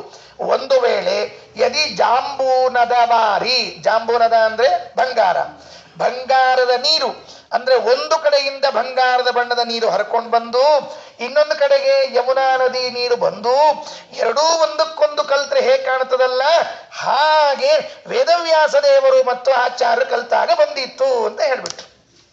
ಇದು ಎಷ್ಟು ಚೆನ್ನಾಗಿದೆ, ಎಷ್ಟು ಚೆನ್ನಾಗಿದೆ. ಕನಕದ್ಯುತಿ ಮಧ್ವಸಂಗವಾನ್ ಉಪಮೀಯೇತ ಸತೇನ ನೀಲಭಾಗ. ಕನಕದ್ಯುತಿ ಬಂಗಾರದ ಬಣ್ಣದ, ಮಧ್ವ ಆಚಾರ್ಯರ ಸಂಗವಾನ್ ಸಂಘ ಇರುವಂಥವರು, ನೀಲಭಾಹ ನೀಲವರ್ಣ ಇರುವಂತಹ ವೇದವ್ಯಾಸ ದೇವರನ್ನು ನೋಡಿದಾಗ ಹಾಗೆ ಅನಿಸ್ತದಂತೆ. ಕೊನೆ ಮಾತು, ಇವತ್ತಿನ ನಮ್ಮ ಪ್ರವಚನದ ಸಮಯ ಮುಕ್ತಾಯವಾಗ್ತಾ ಬರ್ತಾ ಇದೆ, ಮುಕ್ತಾಯ ಮಾಡೋಣಂತೆ. ಏನು ಅಂತಂದ್ರೆ, ಇದಿಷ್ಟು ನೀವೀಗ ಕೇಳಿದ್ರಲ್ಲ, ಕೇಳಿದ ಮೇಲೆ ಒಂದು ಮಾತು ಹೇಳಬೇಕು. ಇದು ಅಭೂತೋಪಮ ಅಂತ ಹೇಳಿದಂತೆ ಆಯ್ತು. ಈಗ ಅಭೂತೋಪಮ ಆದ ಮೇಲೆ ಇದರ ಹಿನ್ನೆಲೆಯಲ್ಲಿ ಋಗ್ವೇದದಲ್ಲಿ ಒಂದು ಮಂತ್ರ ಇದೆ. ಪ್ರಾಯ ನಮಗೆ ಋಗ್ವೇದದಲ್ಲಿ ಹೇಳಿದ ಈ ಮಂತ್ರ ಅಷ್ಟು ಗಮನಕ್ಕೆ ಇರೋದಿಲ್ಲ. ಇದು ಏನಿದೆ ಆ ಮಂತ್ರ, ಎಷ್ಟು ಚೆನ್ನಾಗಿದೆ. ಇಲ್ಲಿ ಹೇಳಿದ್ದೇನು, ಒಂದು ಕಡೆಯಿಂದ ಯಮುನಾ ನದಿಯಂತೆ ಇರುವ ವ್ಯಾಸರು, ಇನ್ನೊಂದು ಕಡೆಗೆ ಬಂಗಾರದ ನದಿ ಅಂತಿರುವಂತಹ ಮಧ್ವರು, ಇಬ್ಬರೂ ಸೇರಿಕೊಂಡಾಗ ಏನು ಆನಂದವೋ ಆ ಆನಂದ. ಕರೆಕ್ಟ್ ಅದರಿ ಅದು. ಯಾಕೆ ಹೇಳ್ರಿ, ವೇದವ್ಯಾಸ ದೇವರು ಯಮುನಾ ನದಿಯೊಳಗೆ ಹುಟ್ಟ್ಯಾರೋ, ಬರೋಬ್ಬರದ, ಏನು ತಪ್ಪಿಲ್ಲ. ವೇದವ್ಯಾಸ ದೇವರು ಹುಟ್ಟಿದ್ದು ಯಮುನೆಯ ನಡುದ್ವೀಪದಲ್ಲಿ, ಹೀಗಾಗಿ ಅವರು ಸರಿ ಹೋಯ್ತು. ಕೃಷ್ಣ ದ್ವೈಪಾಯನ ಸರಿ ಹೋಯ್ತು. ಮಧ್ವಾಚಾರ್ಯರು ಬಂಗಾರದ ಬಣ್ಣ, ಅದು ಸರಿ ಹೋಯ್ತು, ಏನು ತಪ್ಪಿಲ್ಲ. ಆದರೆ ಇವರಿಬ್ಬರು ಸೇರಿದಾಗ ಆಲಿಂಗನ ಮಾಡಿಕೊಂಡಾಗ ನಾವು ಮರ್ತು ಬಿಟ್ವಿ. ಏನು ಮರ್ತ್ವಿ ಅಂತಂದ್ರೆ, ಆ ಆಶ್ರಮದಲ್ಲಿ ನೆಲೆಸಿರುವಂತಹ ಸಾವಿರಾರು ಜನ ಇದನ್ನು ನೋಡ್ತಾ ಇದ್ದಾರೆ. ವೈಶಂಪಾಯನಾಚಾರ್ಯರು, ಜೈಮಿನ್ಯಾಚಾರ್ಯರು, ಕಾಸಕೃಷ್ಣಾಚಾರ್ಯರು, ಔಡಲೋಮಿಯಾಚಾರ್ಯರು, ಎಲ್ಲ ಆಚಾರ್ಯರುಗಳು ಕೂಡ ಸುತ್ತಲೂ ಇದ್ದು ಇದನ್ನು ನೋಡ್ತಾ ಇದ್ದಾರೆ. ನೋಡುವಾಗ ಅವರು ಅಂದುಕೊಂಡ ಒಂದು ವೇದ ಮಂತ್ರ. ಏನು ವೇದ ಮಂತ್ರ ಅಂದಿದ್ದಾರೆ? ಹೆಂಗಿದ ಮಂತ್ರ ಅದು? ಸೀತಾ ಸೀತೆ ಸರಿತೆ ಯತ್ರ ಸಂಗತೆ ತತ್ರ ಪ್ಲುತಾಸೋ ದಿವ ಮುತ್ಪತಂತಿ ಯೇ ವೈ ತನ್ವಂ ವಿಸೃಜಂತಿ ಧೀರಾಃ ತೇ ಜನಾಸೋ ಅಮೃತತ್ವಂ ಭಜಂತೆ. ಈ ಮಂತ್ರದಲ್ಲಿ ಎಷ್ಟು ಸುಂದರವಾಗಿ ಈ ಆನಂದ ತೀರ್ಥರ ವೇದವ್ಯಾಸ ದೇವರ ಸಂಗದ ವರ್ಣನೆಯನ್ನು ಮಾಡ್ತಾರೆ. ಕೂಡಿಕೊಂಡು ಆಲಿಂಗನ ಮಾಡಿಕೊಂಡ್ಲ ಗುರು ಶಿಷ್ಯರು. ಸೀತಾ ಸೀತೆ ಸರಿತೆ ಯತ್ರ ಸಂಗತೆ ತತ್ರ ಪ್ಲುತಾಸೋ ದಿವ ಮುತ್ಪತಂತಿ ಯೇ ವೈ ತನ್ವಂ ವಿಸೃಜಂತಿ ಧೀರಾಃ ತೇ ಜನಾಸೋ ಅಮೃತತ್ವಂ ಭಜಂತೆ. ಎರಡು ನದಿಗಳು ಕೂಡ್ತಾವಂತ. ಎಂಥ ನದಿಗಳು? ಸೀತಾ ಸೀತೆ, ಬಿಳಿ ನದಿ ಒಂದು, ಕಪ್ಪು ನದಿ ಒಂದು. ಆಯ್ತಲ್ಲ, ಸರಿ ಹೋಯ್ತೀಗ. ಸೀತಾ ಸೀತೆ ಸರಿತೆ ಯತ್ರ ಸಂಗತೆ, ಸಂಗಮ ಅದು. ಯಾವ ಸಂಗಮ? ಬಿಳಿ ನದಿಯ ಕಪ್ಪು ನದಿಯ ಸಂಗಮ ಎಲ್ಲಾಗ್ತದೋ ಅಲ್ಲಿ. ತತ್ರ ಪ್ಲುತಾಸೋ ದಿವ ಮುತ್ಪತಂತಿ, ಅಲ್ಲಿ ಬರೇ ಸ್ನಾನ ಮಾಡಿ ಬಂದ್ರೆ, ಹಿಂಗೆ ಹೋಗಿದ್ರು, ಇಲ್ಲ ಸಂಗಮ ಸ್ನಾನ ಮಾಡಬೇಕು ಅಂತ ಹೇಳ್ಯಾರ, ಸಂಗಮ ಸ್ನಾನವನ್ನ ಮಾಡಿ ಬರ್ತೇವೆ ಅಂತ ಹೇಳಿ ತುಂಗಾ ಭದ್ರಾ, ಗಂಗಾ ಯಮುನಾ, ಹಿಂಗ ಎಲ್ಲೆಲ್ಲೆಲ್ಲೆಲ್ಲ ಸಂಗಮಗಳವ ಅಲ್ಲಿ ಹೋಗಿ ಸ್ನಾನ ಮಾಡಿ ಬಂದ್ರೆ ದಿವ ಮುತ್ಪತಂತೆ, ಸ್ವರ್ಗಕ್ಕೆ ಹೋಗ್ತಾರ. ಯಾಕ? ಸ್ನಾನ ಮಾಡಿದ್ದಕ್ಕ. ಬಟ್ ಯೇ ವೈ ತನ್ವಂ ವಿಸೃಜಂತಿ ಧೀರಾತೆ ಜನಾಸೋ ಅಮೃತತ್ವಂ ಭಜಂತೆ, ಯಾರು ಅಲ್ಲಿಯೇ ಹೋಗಿ ತಮ್ಮ ದೇಹವನ್ನೇ ಬಿಟ್ಬಿಡ್ತಾರ ಆ ನದಿಯಲ್ಲಿ, ಸಂಗಮದಲ್ಲಿ, ಅವರೆಲ್ಲ ಹೋಗ್ತಾರೆ ಅಂತ ಕೇಳಿದ್ರೆ ಅಮೃತತ್ವಂ ಭಜಂತೆ, ಮೋಕ್ಷಕ್ಕೆ ಹೋಗ್ಬಿಡ್ತಾರಂತೆ. ಇದೊಂದು ಮಂತ್ರ. ಏನು ಅದ್ಭುತ ನೋಡ್ರಿ ಇವೆಲ್ಲ. ಎಲ್ಲಿ ನದಿಗಳ ಸಂಗಮವಾಗತ್ತೋ ಅಲ್ಲಿ ಬಿಳಿ ನದಿ ಕರಿ ನದಿಗಳು ಕೂಡಿದ್ವು ಅಂತಂದ್ರೆ ಅಲ್ಲಿ ಹೋಗಿ ಬರೀ ಸ್ನಾನ ಮಾಡಿ ಬಂದಿದ್ವಿ ಅಂತಂದ್ರೆ ಸ್ವರ್ಗಕ್ಕೆ ಹೋಗ್ತೀವಿ. ಅಲ್ಲೇ ಮುಳುಗಿ ಅಲ್ಲೇ ದೇಹವನ್ನ ಬಿಟ್ಬಿಟ್ವಿ ಅಂದ್ರೆ ಮೋಕ್ಷಕ್ಕೆ ಹೋಗ್ತೀವಿ. ಹಾಗಾದ್ರೆ ಇಲ್ಲಿ ಯಾರಿದ್ದಾರೆ? ಸೀತಾ ಸೀತೆ ಸರಿತೆ ಯತ್ರ ಸಂಗತೆ. ಒಂದು ಕಡೆ ಬಿಳಿ ನದಿ ಅಂತ ಕರೆಸಿಕೊಂಡ ವಾಯುದೇವರು, ಇನ್ನೊಂದು ಕಡೆಗೆ ಕಪ್ಪು ನದಿ ಅಂತ ಕರೆಸಿಕೊಂಡ ವೇದವ್ಯಾಸ ದೇವರು. ಯತ್ರ ಸಂಗತೆ, ಎಲ್ಲಿ ಸಂಘ ಆಯಿತು? ತತ್ರ ಆಪ್ಲುತಾಸೋ ದಿವ ಮುತ್ಪತಂತಿ. ಅಲ್ಲಿ ಹೋಗಿ ನಾವು ಸ್ನಾನ ಮಾಡಿ ಬಂದ್ರೆ, ಮಧ್ವಶಾಸ್ತ್ರದಲ್ಲಿ ವೇದವ್ಯಾಸ ದೇವರ ಮಹಾಭಾರತ ರಾಮಾಯಣಗಳಲ್ಲಿ ಕೇವಲ ಸ್ನಾನ ಮಾಡಿ ಬಂದ್ರೆ ಏನಾಗ್ತದೆ? ದಿವ ಮುತ್ಪತಂತಿ, ಸ್ವರ್ಗಕ್ಕೆ ಹೋಗ್ತೀವಷ್ಟೆ. ಆದರೆ ಏ ತನ್ವಂ ವಿಸೃಜಂತಿ ಧೀರ, ಇಡೀ ಜನ್ಮದುದ್ದಕ್ಕೂ ಇದೇ ಕೆಲಸವನ್ನ ಮಾಡಿ ಮಾಡಿ ಮಾಡಿ ಆಚಾರ ಶಾಸ್ತ್ರವನ್ನೇ ಓದುತ್ತಾ ದೇಹತ್ಯಾಗವನ್ನ ಮಾಡಿಬಿಟ್ರೆ ಎಲ್ಲಿ ಹೋಗ್ತಾರೆ? ಅಮೃತತ್ವಂ ಭಜಂತೆ, ಮೋಕ್ಷಕ್ಕೇನೆ ಹೋಗಿಬಿಡ್ತಾರೆ. ಆದ್ದರಿಂದ ಇಲ್ಲಿ ಆದ ಸಂಘ ಅದು ವೇದ ಮಂತ್ರದಲ್ಲಿ ಹೇಳಿರುವಂತಹದ್ದು. ಏನು ಆನಂದ! ಇದನ್ನ ನಾನು ಮಂತ್ರ ಓದಿದಾಗ ಇಷ್ಟ ಆನಂದ ಆಯಿತು. ನಮ್ಮ ಮಂತ್ರಗಳನ್ನು ನಾವು ಕೇಳಿಲ್ಲ, ಕಲ್ತಿಲ್ಲ, ಓದಿಲ್ಲ, ವೇದಾಧ್ಯಯನವನ್ನ ಮಾಡದೇ ಇರುವಂತಹ ಕೊರತೆ ಪ್ರತಿಕ್ಷಣ ಕಾಡ್ತದೆ ನನಗೆ, ಪ್ರತಿಕ್ಷಣ ಕಾಡ್ತದೆ. ಅದಕ್ಕೆ ಹೆಂಗಾದ್ರೂ ಮಾಡಿ ಎಲ್ಲಾದ್ರೂ ಒಂದು ವೇದ ಕಿವಿಗೆ ಬೀಳ್ತಿತ್ತು ಅಂದ್ರೆ ಹೋಗಿ ಕೂತು ಕೇಳಿಸ್ಕೊಂಡು ಬರ್ತೀನಿ, ನಾನು ಬಿಡೋದಿಲ್ಲ. ಸೀತಾ ಸೀತೆ ಸರಿತೆ ಯತ್ರ ಸಂಗತೆ ತತ್ರ ಆಪ್ಲುತಾಸೋ ದಿವ ಮುತ್ಪತಂತಿ ಯೇ ವೈ ತನ್ವಂ ವಿಸೃಜಂತಿ ಧೀರಾಸ್ತೆ ಜನಾಸೋ ಅಮೃತತ್ವಂ ಭಜಂತೆ ಯಮಜಾಂ ಯುಧವಾಘವೂರ್ಜಿತೋ ಯದಿ ಜಾಂಬೂ ನದವಾರಿ ಸಂವ್ರಜೇತ ಕನಕದ್ಯುತಿ ಮಧ್ವಸಂಗಮಾನ್ ಉಪಮೀಯೇತ ಸತೇನ ನೀಲಭಾಗ. ಮುಂದಿನ ಶ್ಲೋಕ ಓದಿ ನಿಲ್ಲಿಸ್ಬಿಡ್ತೀನಿ. ಯದಿ ರಾಜ ವಿಭೂಷಣೈರ್ಯುತೋ ದ್ವಿಜವರ್ಯಾನ್ವಯಜೌ ವಿಮೋಹರಿ ನೃಪಗೋತ್ರ ಭುವೋ ಪುರಾತ್ಮನೋ ಸ್ಫುಟತುಲ್ಯ ಉಪಗೂಢಯೋರ್ಮಿತಃ. ಅಲ್ಲಿದ್ದವ್ರು ಋಷಿಗಳು ಅನ್ಕೊಂಡ್ರಂತೆ, ಇವರಿಬ್ಬರನ್ನು ನೋಡಿದ್ರೆ ನಮಗಿಷ್ಟು ಸಂತೋಷ ಆಗ್ತದಲ್ಲ, ಅಕಸ್ಮಾತ್ ಇವರಿಬ್ಬರಿಗೇನಾದರೂ ಶಂಖ ಚಕ್ರ ಕಿರೀಟ ಗದಾ ಗಿದ ಕೊಟ್ಟು ಬಿಟ್ವಿ ಅಂದ್ರೆ ಹೆಂಗ್ ಕಾಣಿಸ್ತಾರೆ ಇವರಿಬ್ರು ಅಂದ್ರೆ? ಈ ಕಡೆ ನೀಲಿ ಬಣ್ಣದವರು ಇದ್ದಾರಲ್ಲ, ಇವ್ರ ಕೈಯಾಗ ಒಂದು ಚಕ್ರ ಒಂದು ಹಿಂಗ್ ಕಿರೀಟ ಹಿಂಗೊಂದು ಕೊಟ್ಟು ಬಿಟ್ವಿ ಅಂದ್ರೆ ಥೇಟ್ ಕೃಷ್ಣ ಅವ್ರು. ಇವ್ರ ಕೈಯಾಗ ಒಂದು ಹಿಂಗ ಒಂದು ಗದಾ ಕೊಟ್ಬಿಟ್ವಿ ಅಂದ್ರೆ ಥೇಟ್ ಭೀಮ್ ಕಂಡಂಗೆ ಕಾಡ್ತಾರೆ ನೋಡ್ರಿ. ನೃಪಗೋತ್ರ ಭುವೋ ಪುರಾತ್ಮನೋಹೋ ಸ್ಫುಟತುಲ್ಯ ಉಪಗೂಢಯೋರ್ಮಿತಃ. ಈಗ ಇವರಿಬ್ರು ಬ್ರಾಹ್ಮಣ ವಂಶದಲ್ಲಿ ಹುಟ್ಟಿದ್ದಾರೆ, ಹಿಂದೆ ಕ್ಷತ್ರಿಯ ವಂಶದಲ್ಲಿ ಹುಟ್ಟಿದ್ರು. ಒಂದು ವೇಳೆ ಈಗ ಬ್ರಾಹ್ಮಣ ವಂಶದಲ್ಲಿ ಹುಟ್ಟಿದ ಇವರಿಬ್ಬರು ಹಿಂದೆ ಹುಟ್ಟಿದಂತೆ ಕ್ಷತ್ರಿಯ ಕುಲದಲ್ಲಿ ಹುಟ್ಟಿ ಬಿಟ್ಟಿದ್ರೆ ಇಲ್ಲಿಬ್ಬರು ಆಲಿಂಗನ ಮಾಡಿಕೊಂಡದ್ದು ಯಾರು ಅಂತ ಕೇಳಿದ್ರೆ ಭೀಮಕೃಷ್ಣರೇ ಆಲಿಂಗನ ಮಾಡಿಕೊಂಡದ್ದೇ ವಿನಃ ಬೇರೆ ಇನ್ಯಾರಲ್ವೇ ಅಲ್ಲ. ಅಷ್ಟು ಸುಂದರವಾಗಿ ಕಾಣುತ್ತದೆ ಅಂತ ಹೇಳಿ ಅಲ್ಲಿದ್ದ ಋಷಿಗಳು ವೇದವ್ಯಾಸ ದೇವರ ಆನಂದ ತೀರ್ಥರ ಗುಣಾನುಸಂಧಾನವನ್ನು ಮಾಡಿದ್ದಾರೆ ಎಂಬಲ್ಲಿಗೆ ಯಥಾಮತಿ ಅಭಿಪ್ರಾಯ. ಶ್ರೀಕೃಷ್ಣ ಅರ್ಪಣಮಸ್ತು. ಇದಂ ಜ್ಞಾನಂ ಹರೇ ಪೂಜಾ ಹರೇರೇ ಬೋಧಿತಂ ಸದಾ ಹರ್ಯಧೀನಂಚ ಸರ್ವತ್ರೇ ತೇವಂ ನ್ಯಾಸ